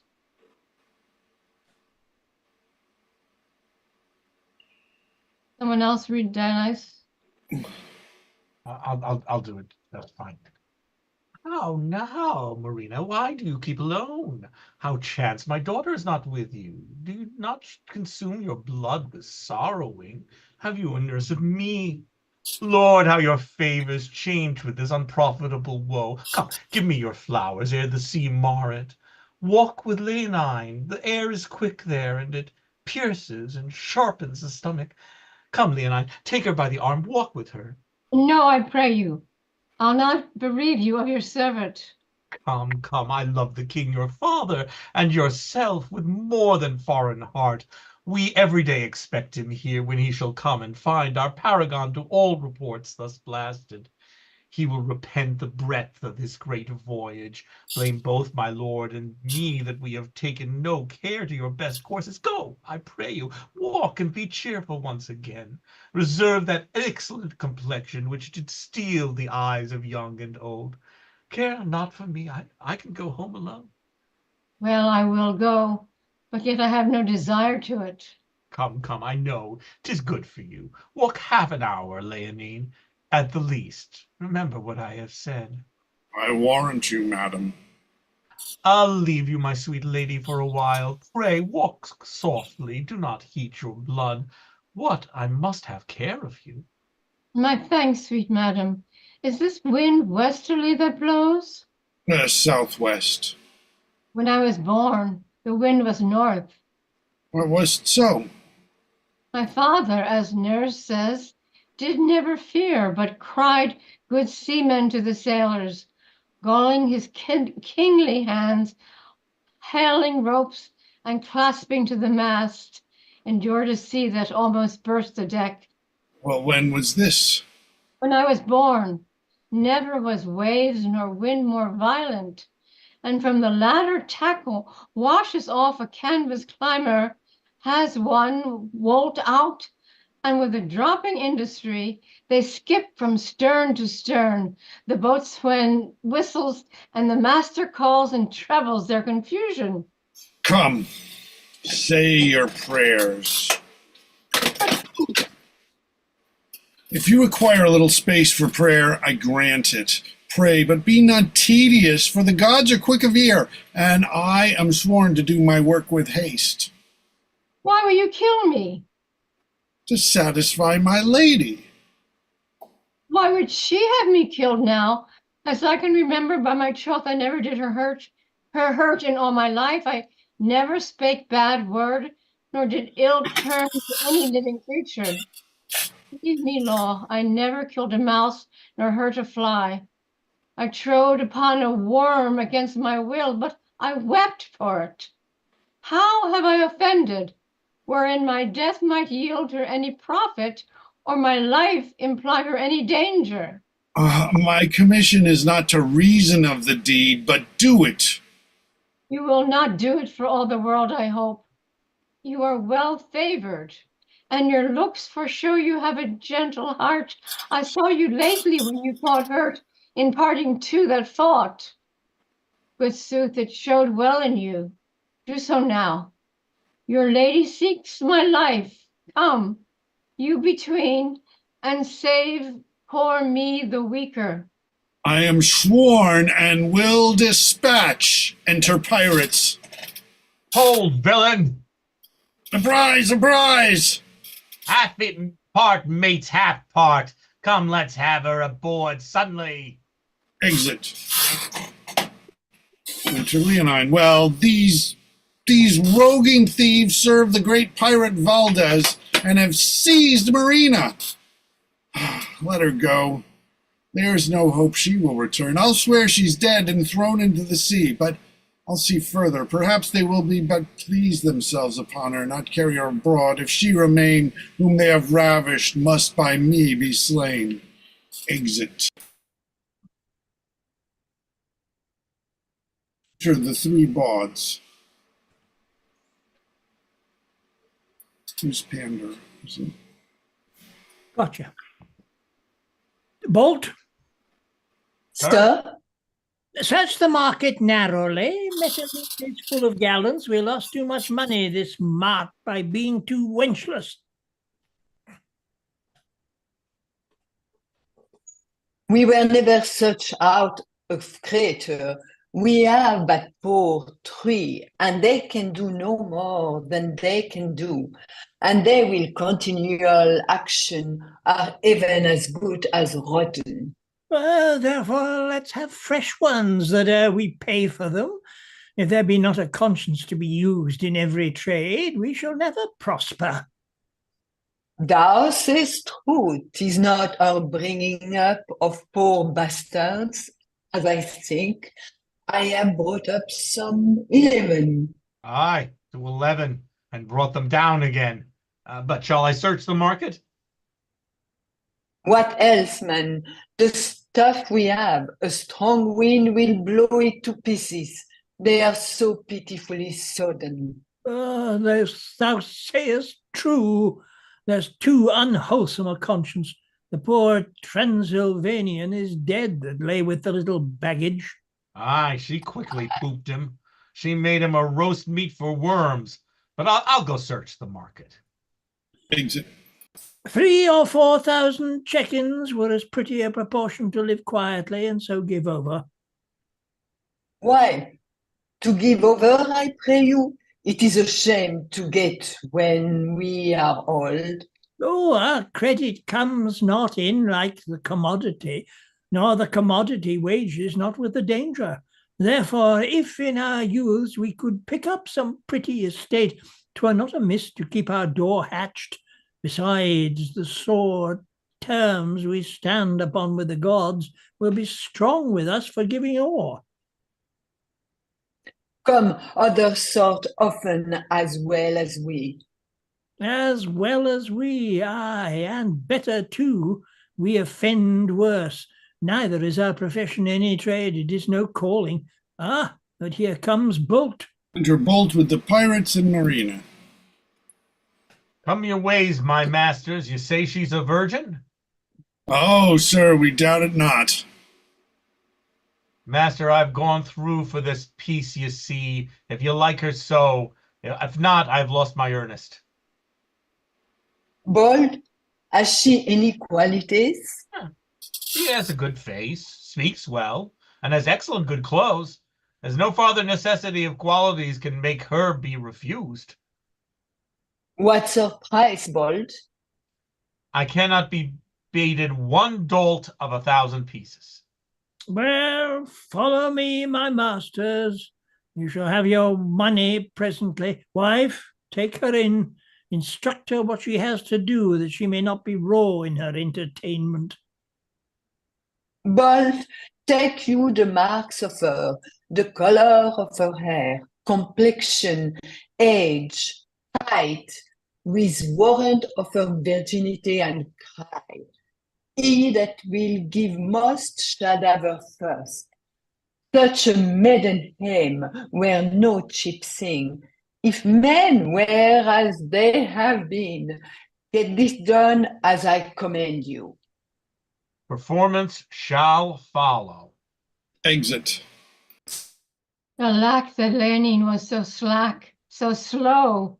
He should have struck, not spoke, or that these pirates, not enough barbarous, had not o'erboard thrown me, for to seek my mother. Why lament you, pretty one? That I am pretty. Come, the gods have done their part in you. I accuse them not. Your light into my hands, where you are like to live. The more my fault to scape his hands where I was to die.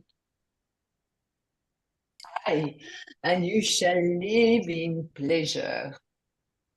No, Yes, indeed, shall you, and test a gentleman of all fashions. You shall fare well. You shall have the difference of all complexions. What does you stop your ears? are you a woman? What would you have me be? And I be not a woman? An honest woman, or not a woman? Molly, weep the gosling. I think I shall have something to do with you. Come, you're a young, foolish sapling, and must be bowed as I would have you. The gods defend me.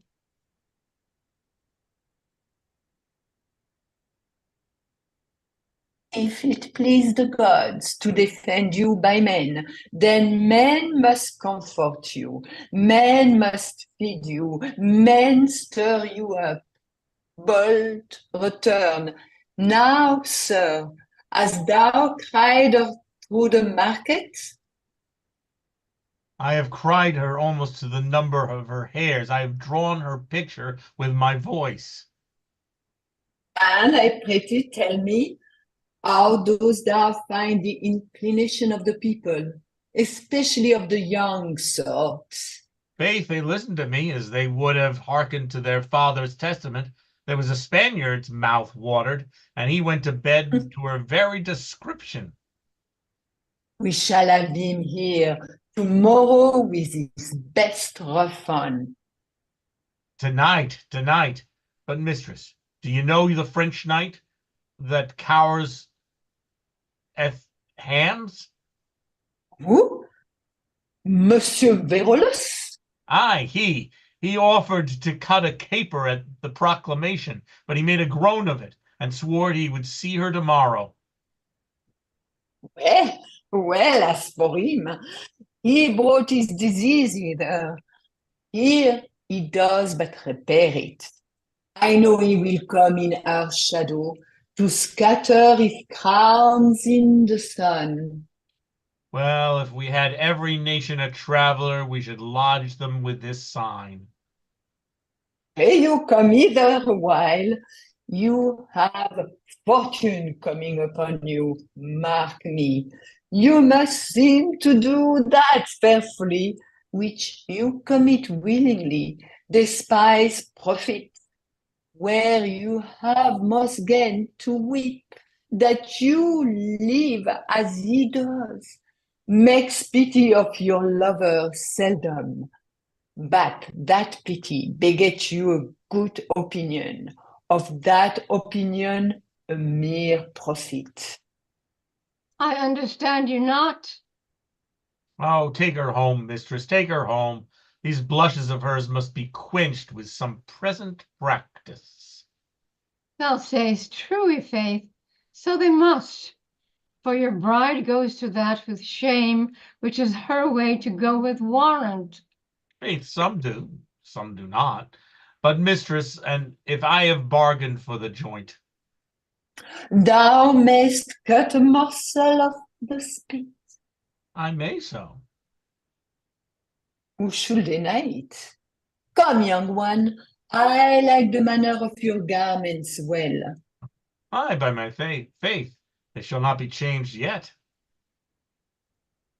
Bolt, spend thou that in the town, report what a sojourner we have. You'll lose nothing by custom. When nature framed this peace, peace men be good. Turn, therefore, say what a paragon she is, and thou hast the hardest out of thine own report. I warrant you, mistress, thunder shall not so awake the beds of eels as my given out her beauty stirs the lewdly inclined. I'll bring home some tonight. Come your ways, follow me. If fires be hot, knives sharp, or waters deep, untied I still my virgin knot will keep. Diana, aid my purpose. What have we to do with Diana? Pray you will go with us. Exit. Enter Cleon and Dionysa. Why are you foolish? Can it be undone? Oh, Dionysa, such a piece of slaughter! The sun and moon ne'er look upon. I think you'll turn a child again. Were I chief lord of all the spacious world, I'd give it unto the deed. Oh, lady, much less in blood than virtue, yet a prince, a princess to equal any single crown on the earth. In the justice of compare, oh, villain, Leonine, whom thou hast poisoned too. If thou hadst drunk to him, 'tad been a kindness becoming well thy face. What canst thou say when noble Pericles shall demand his child? But she is dead. Nurses are not the fates to foster it, nor ever to preserve. She died at night. I'll say so. Who can cross it, unless you play the impious innocent, and for an honest attribute cry out she died by foul play? Go to. Well, of all the faults beneath the heavens, the gods do like this worst. Be one of those that thinks the petty wrens of Tharsis will fly hither and open this to Pericles? I do shame to think of what a noble strain you are, and of how coward a spirit. To such proceeding, whoever but his approbation added, though not his prince consent, he did not flow from honorable courses. Be it so then, yet none does know but you how she came dead, nor none can know, Leonine being gone. She did disdain my child, and stood between her and her fortunes. None would look on her, but cast their eyes on Mariana's face, whilst ours was blurted at, and held a mock and not worth the time of day. It pierced me through and through. You call my course unnatural, you not your child well loving. Yet I find it greets me as an enterprise of kindness performed to your sole daughter. Heaven forgive it. And as for Pericles, what should he say? We wept after her hearse, and yet we mourn. Her monument is almost finished, and her epitaphs in glittering gold characters express a general praise to her, and care in us at whose expense 'tis done. Thou art like the harpy, which to betray does with thine angel's face cease with thine eagle's talons. You're like one that superstitiously doth swear to the gods that winter kills the flies, but yet I know you'll do as I advise.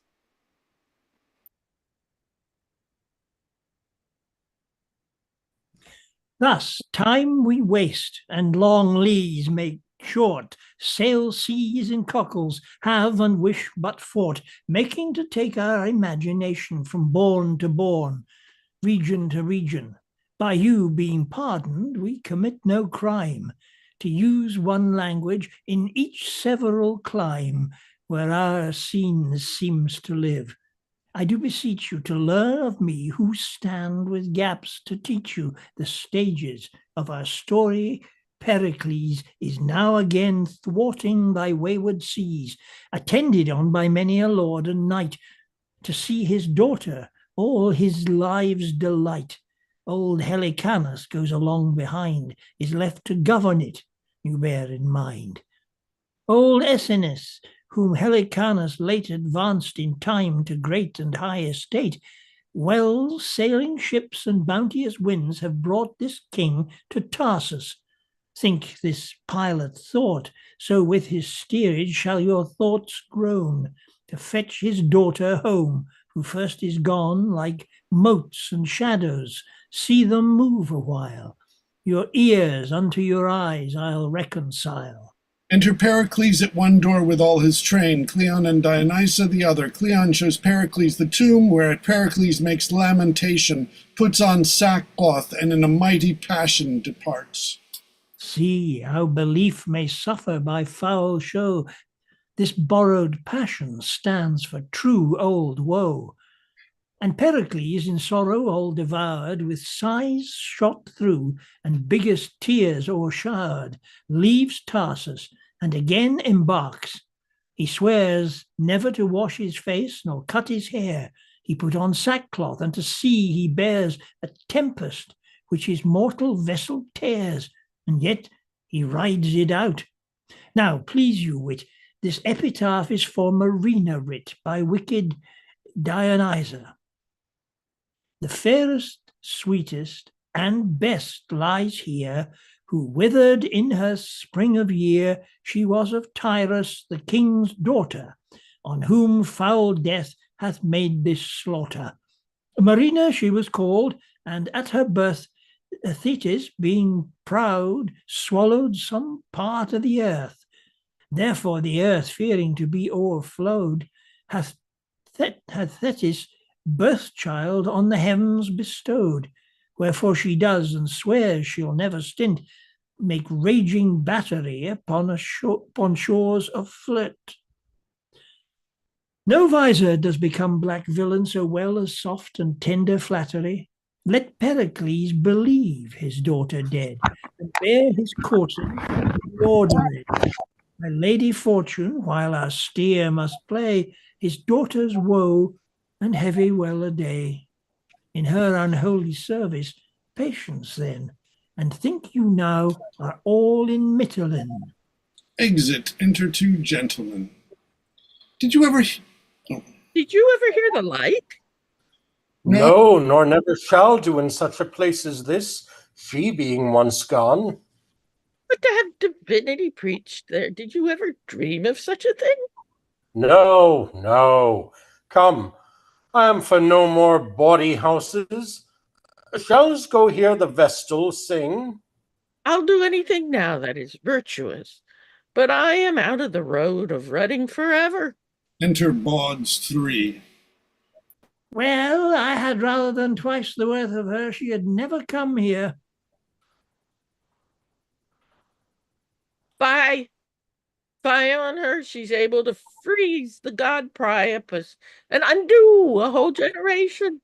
We must either get her ravished or be rid of her when she should do for clients her fitment and do me the kindness of our profession.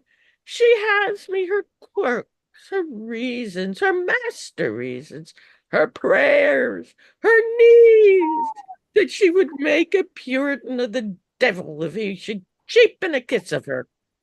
Faith, I must ravish her, or she'll disfurnish us of all our cavalleria, and make our swearers priests. Now the pox upon her green sickness for me.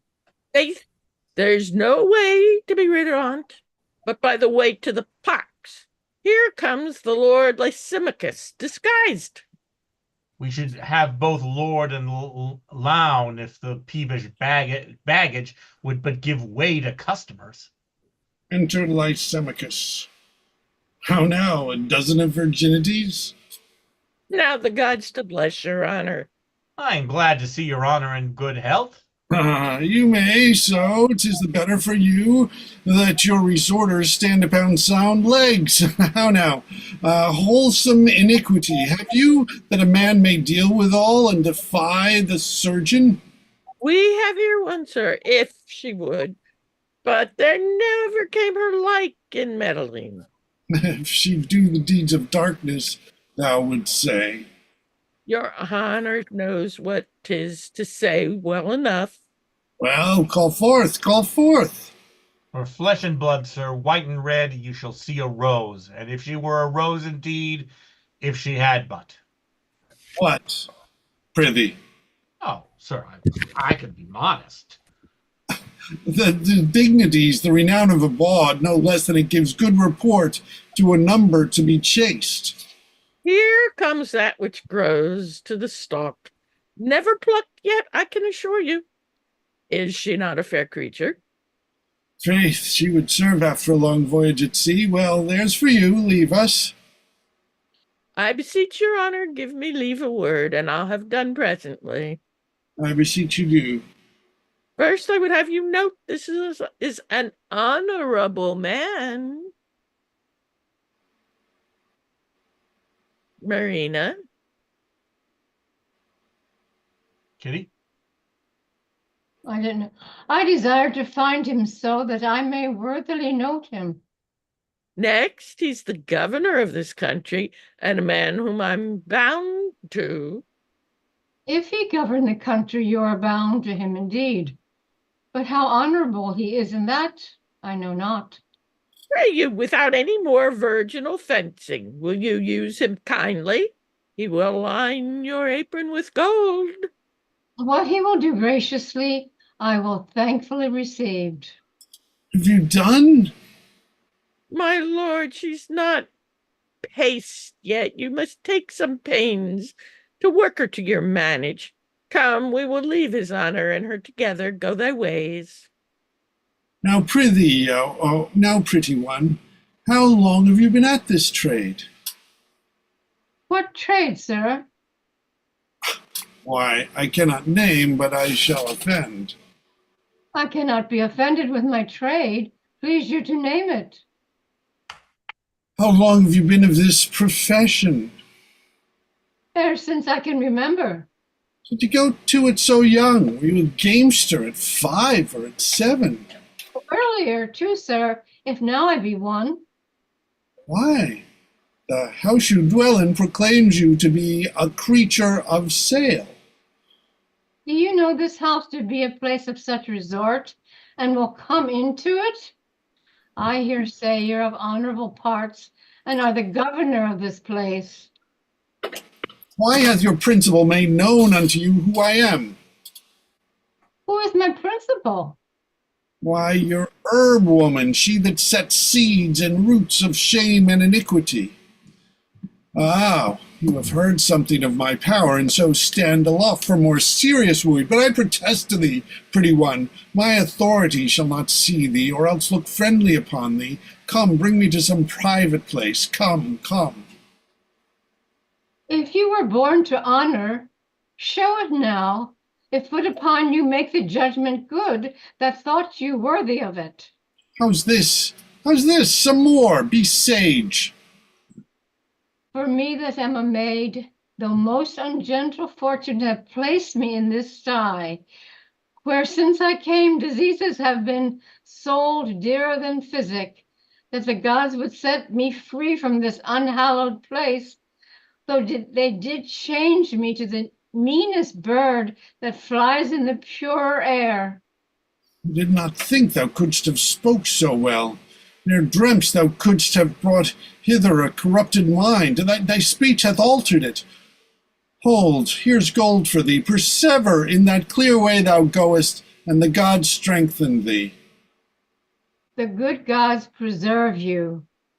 For me be you thoughten that I came with no ill intent, for to me the very doors and windows savour vilely. Fare thee well, thou art a piece of virtue, and I doubt not but thy training hath been noble. And hold, here's more gold for thee. Curse upon him, die he like a thief that robs thee of thy goodness. If thou dost hear from me, it shall be for my good. I beseech, your honor, one piece for me. Avaunt, thou damned doorkeeper! Your house, but for this virgin that doth prop it, would sink and overwhelm you. Away! How's this? We must take another course with you. If your peevish chastity, which is not worth a breakfast in the cheapest country under the cope, shall undo a whole household, let me be gelded like a spaniel. Come your ways. Whither would you have me? I must have your maidenhead taken off, or the common hangman shall execute it. Come your way. We'll have no more gentlemen driven away. Come your ways, I say. Interbods. How now? What's the matter? Worse and worse, mistress. She has here spoken holy words to the Lord Lysimachus. Oh, abominable. He makes our profession, as it were, to stink afore the face of the gods. Marie, hang her up forever. A nobleman would have us dealt with her like a nobleman, and she sent him away as cold as a snowball, saying his prayers, too. Bolt, take her away, use her at thy pleasure. Crack the glass of her virginity, and make the rest malleable. And if she were a thornier piece of ground than she is, she shall be plowed. Hark, hark, you gods. She conjures. Away with her. Would she had never come within my doors. Marry, hang you. She's born to undo us. Will you not go the way of womankind? Marry, come up my dish of chastity with rosemary and bays. Come, mistress, come your way with me. Whither wilt thou have me? to take from you the jewel you hold so dear. Prithee, tell me one thing first. Come now, you're one thing. What canst thou wish thine enemy to be? Why, I could wish him to be my master, or rather my mistress. Neither of these are so bad as thou art. Since they do better thee in their command, thou hold'st a place for which the painedest fiend of hell would not in reputation change. Thou art the damned doorkeeper to every custrel that comes inquiring for his tib. To the choleric fisting of every rogue, thy ear is liable. Thy food is such as hath been belched on by infected lungs. What would you have me do? Go to the wars, would you? Where a man may serve 7 years for the loss of a leg and have not money enough in the end to buy him a wooden one? Do anything but this thou dost. Empty old receptacles or common shores of filth. Serve by indenture to the common hangman. Any of these ways are yet better than this. For what thou professest, a baboon could he speak, would own a man name too dear, that the gods would safely deliver me from this place. Here's gold for thee. If that thy master would gain by me, proclaim that I can sing, weave, sew, and dance with other virtues, which I'll keep from boast, and will undertake all these to teach. I doubt not, but this populous city will yield many scholars. But can you teach all this you speak of? Prove that I cannot. Take me home again, and prostitute me to the basest groom that doth frequent your house. Well, I'll see what I can do for thee. If I can place thee, I will. But amongst honest women.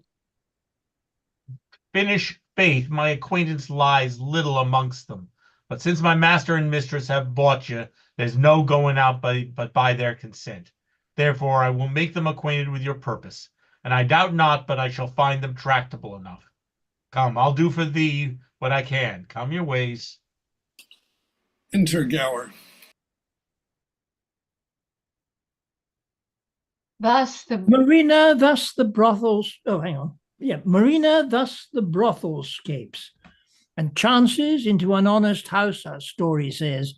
She sings like one immortal, and she dances as goddess-like to her admired lays. Deep clerks she dumbs, and with her nail composes nature's own shape of bud, bird, branch, or berry, that even her art sisters, the natural roses, her inkle, silk, twine, and the ruby cherry, that pupils lacks she none of noble race, who pour their bounty on her, and her gain she gives the cursed board. Here we her place, and to her father turn our thoughts again, where we left him upon the sea. We there him left, where driven before the winds he is arrived. Here where his daughter dwells, and on the coast suppose him now at anchor. The city strived, good god Neptune's annual feast to keep, from whence Lysimachus our Tyrian ship espies, his banners sable, trimmed with rich expense, and to him in his barge with former highs. In your supposing once more put your sight of heavy Pericles. Think this his bark, where what is done in action more if might shall be discovered. Please you sit and hark. Exit. Enter Helicanus. To him 2 sailors. Where's Lord Helicanus? He can resolve you. Oh, here he is, sir. There's a large barge put off from Medellin, and in it Lysimachus, the governor, who craves to come aboard. What's your will? That he have his. Call up some gentlemen. Oh, my lord calls. Enter 2 or 3 gentlemen. Does your lordship call? Gentlemen, there is some of worth would come aboard. I pray greet him fairly. Enter Lysimachus. Sir, this is the man that can oughten you would resolve you. Hail, reverend sir! Sir, the gods preserve you. And you to outlive the age I am and die as I would do. You wish me well? Being on shore, honoring of Neptune's triumph, seeing this goodly vessel ride before us, I made it to know of whence you are. First, what is your place? I am the governor of this place you lie before. Sir, our vessel is of Tyre, in it the king, a man who for this 3 months hath not spoken to any one, nor taken sustenance but to prorogue his grief. Upon what ground is his distemperature? 'Twould be too tedious to repeat, but the main grief springs from the loss of a beloved daughter and a wife. Oh, may we not see him? You may, but bootless is your sight. He will not speak to any. Yet let me obtain my wish. Ah, behold him. This was a goodly person.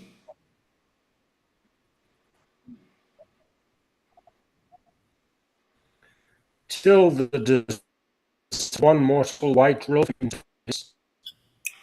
Sir King, all hail, the gods preserve you. Hail, royal sir.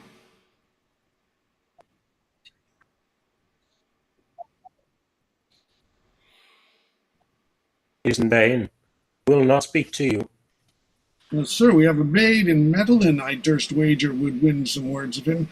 'Tis well bethought she questioned with her sweet and other chosen attractions would allure and make a battery through his defend parts, which now are midway stopped. She is all happy, as the fairest of all, and her fellow maids now upon the levee shelter that abuts against the island's side.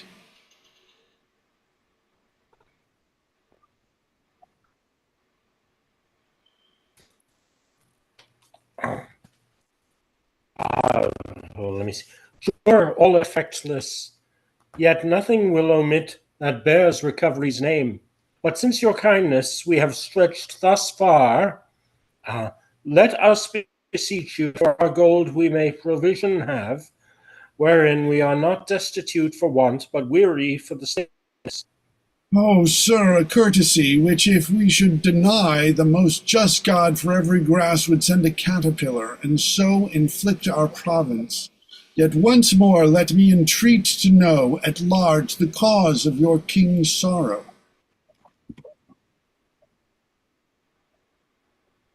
Sir, sit, sir, I will recount it to you, but see, I am prevented.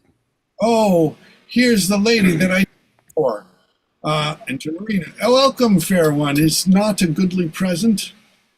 She's a gallant lady. Ah, she's such a one, that were I well assured came of gentle kind and noble stock, I do wish no better choice than think me rarely to wed.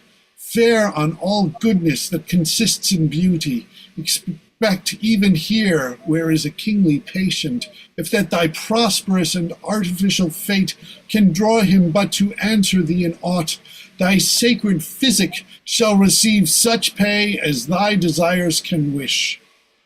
Sir, I will use my utmost skill in his recovery, provided that none but I and my companion may be suffered to come near him. Come, let us leave her, and the gods may make her prosperous. The song. Marquis, your music. No, nor looked on us. See, she will speak to him. Hail, sir, my lord, lend ear.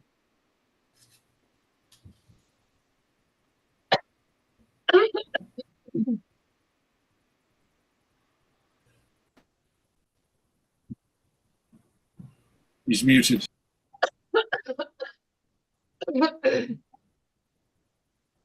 Somehow, ma, Ah. I'm a lay maid, my lord, that ne'er before invited eyes, but have been gazed on like a comet.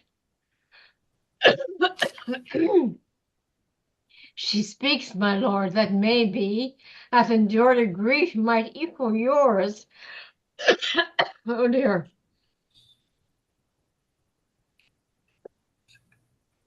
If both were justly weighed, though wayward fortune did malign my state, my derivation was from ancestors who stood equivalent with mighty kings. But time hath rooted out my parentage, and to the world and augured casualties bound me in servitude.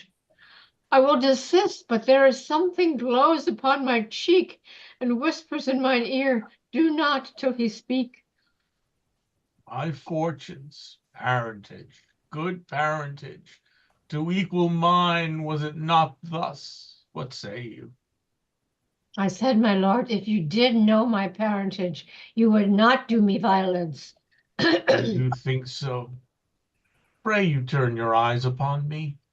You're like something that what country women hear of all of these shows. No, nor of any shows. Yet I was mortally brought forth and am no other than I appear. I am great with woe and shall deliver weeping. My dearest wife was like this maid, and such a one my daughter might have been. My queen's square brows, her stature to an inch, as wand-like straight as silver voices, her eyes as jewel-like, and cast as richly in pace another Juno, who starves the ears she feeds and makes them hungry the more she gives them speech. Where do you live? Where I am but a stranger. From the deck you may discern the place. Where were you bred? And how achieved you these endowments which you make more rich to owe? If I should tell my history, it would seem like lies disdained in the reporting. Prithee speak. Falseness cannot come from thee, for thou lookest as modest as justice, and thou seemest a palace for the crowned truth to dwell in. I will believe thee, and make senses credit thy relation to points that seem impossible, for thou lookest like one I loved indeed. What with thy friends? Didst thou not stay when I did push thee back, which was, when I perceived thee, that thou camest from good descending? So indeed I did. Report thy parentage. I think thou saidst thou hadst been tossed from wrong to injury, and that thou thoughtst thy griefs might equal mine, if both were opened. Some such thing I said, and said no more. But what my thoughts did warrant me was likely. Tell thy story. If thine considered prove the 1,000th part of my endurance, thou art a man, and I have suffered like a girl. Yet thou dost look like patience, gazing on kings' graves and smiling extremity out of the act. What with thy friends? How lost thou name? My most kind virgin, recount, I do beseech thee. Come, sit by thee. My name is Marina. Oh, I am mocked, and thou by some incensed god sent hither to make the world to laugh at me. Patience, good sir, or here I'll cease. Nay, I'll be patient. Thou little knows how thou dost startle me to call thyself Marina. The name was given me by one that hath some power, my father, and a king. How? King's daughter and called Marina? You said you would believe me, but not to be a troubler of your peace, I will end here. Are you flesh and blood? Have you a working pulse, and are no fairy? Motion well, speak on. Where were you born? And wherefore called Marina? Called Marina, for I was born at sea. At sea, what mother? My mother was the daughter of a king who died the minute I was born, as my good nurse, the Cheridel, hath oft delivered weeping. Oh, stop there a little. This is the rarest dream that e'er did sleep, did mock sad fools withal. This cannot be my daughter buried. Well, where were you bred? I'll hear you more to the bottom of your story and never interrupt you. You scorn. Believe me, 'twere best I did give o'er. I will believe you by the syllable of what you shall deliver, yet give me leave. How came you in these parts? Where were you bred? The king, my father, did in Tharsis leave me, till cruel Cleon with his wicked wife did seek to murder me, and having wooed a villain to attempt it, who having drawn to do it, a crew of pirates came and rescued me, brought me to Medellin. But good sir, whither will you have me? Why do you weep? It may be you think me an imposture, no good faith. I am the daughter to King Pericles, if good King Pericles be. Oh, Helicanus! Calls, my lord. Thou art a great and noble counselor, most wise in general. Tell me, if thou canst, what this may be is, or what it is like to be, that thus hath made me weep. I know not, but here's the regent, sir, of Metteline speaks nobly of her. She would never tell her parentage being demanded, that she would sit still and weep. Oh, Helicanus, strike me, honored sir, give me a gash, put me to present pain, lest this great sea of joys rushing upon me o'erbear the shores of my mortality, and drown me with their sweetness.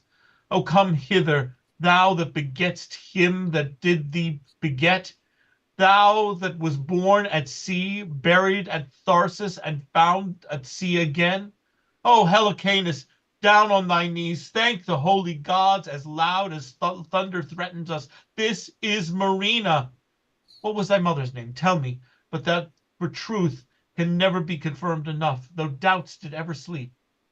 First, sir, I pray, what is your title? I am Pericles of Tyre. But tell me now my drowned queen's name, as in the rest you said, thou hast been godlike perfect, the heir of kingdoms, and another like to Pericles thy father. Is it no more to be your daughter than to say, my mother's name was Thaisa? Oh, Thaisa was my mother, who did end the minute I began. now blessing on thee, rise, thou art my child. Give me fresh garments, mine own, Helicanus. She is not dead at Tharsis as she should have been by savage Cleon. She shall tell thee all when thou shalt kneel, and justify in knowledge. She is a very princess. Who is this? Sir, 'tis the governor of Metteline, who, hearing of your melancholy state, did come to see you. I embrace you. Give me my robes. I am wild in my beholding. O heaven, bless my girl. But hark, what music tell? Helicanus, my Marina. Tell him o'er point by point, for yet he seems to doubt. How sure you are my daughter. But what music? My lord, I hear none.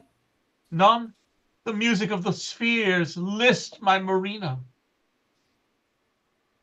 It is not good to cross him. Give him way. Rarest sounds, do not ye hear? Music, my lord, I hear.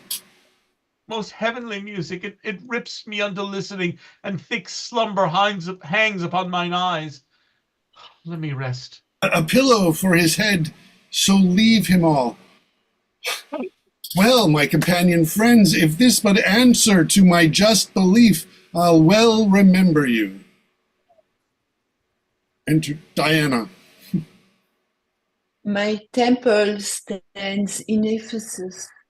He thee thither and do upon mine altar sacrifice. There when my maiden priests are met together, before the people all revel how thou at sea didst lost thy wife, to mourn thy crosses with thy daughters, call and give them repetition to the like, or perform my bidding, or thou livest in woe, do and happy by my silver bow, awake and tell thy dream. Celestial Diane, goddess Argentine, I will obey thee. Helicanus. Sir? My purpose was for Tharsis, there to strike the inhospitable Cleon. But I am for other service first. Toward Ephesus turn our blown sails. Eftsoons I'll tell you why. Shall we refresh us, sir, upon your shore, and give you gold for such provision as our intents will need? Sir, with all my heart, and when you come ashore, I have another slight. You shall prevail word to woo my daughter, for it seems you have been noble towards her. Sir, lend me your arm. Come, my Marina. Exeunt. Now our sands are almost run. More a little, and then done. This my last boon give me, for such kindness must relieve me, that thou aptly will suppose what pageantry, what feats, what shows, what minstrelsy and pretty din the regent made in Metellin, to greet the king, so he thrived, that he is promised to be wife to fair Marina, but in no wise till he had done his sacrifice. As Dian bade, whereto being bound, the interim pray you all confound. In feathered briefness sails are filed, and wishes fall out as they're wild. At Ephesus the temple see our king and all his company. That he can hither come so soon is by your fancies thankful doom. Hail, Dian, to perform thy just command, I here confess myself the king of Tyre, who frighted from my country did wed at Pentapolis the fair Thaisa. At sea in childbed died she, but brought forth a maid child called Marina, whom, O goddess, wears yet thy silver livery. She at Tarsus was nursed with Cleon, who at 14 years he sought to murder, but her better stars brought her to Medellin, gainst whose shore riding her fortunes brought the maid aboard us, where by her own most clear remembrance she made known herself my daughter. Voice and favor, you are, O royal Pericles. What means the mum? She dies. Help, gentlemen. Noble sir, if you have told Diana's altar true, this is your wife. Reverend Appearer, no, I threw her overboard with these very arms. Upon this coast, I warrant you. 'Tis most certain. Look to the lady. Oh, she's but overjoyed. Early in blustering morn, this lady was thrown upon this shore. I oped the coffin, found there rich jewels, recovered her, and placed her here in Dian's temple. May we see them? Oh, great sir, they shall be brought to you. They shall be brought you to my house, whither I invite you.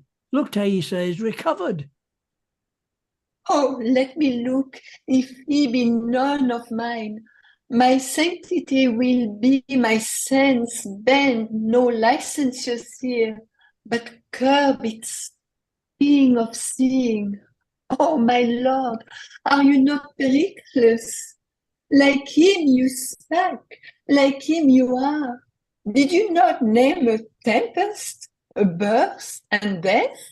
The voice of dead Thaisa. That Thaisa am I, supposed dead and drowned. I, mortal Dian.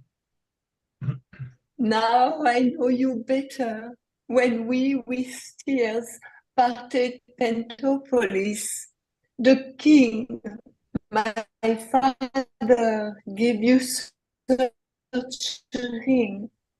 This, no more, you gods. Your present kindness makes my past miseries sport.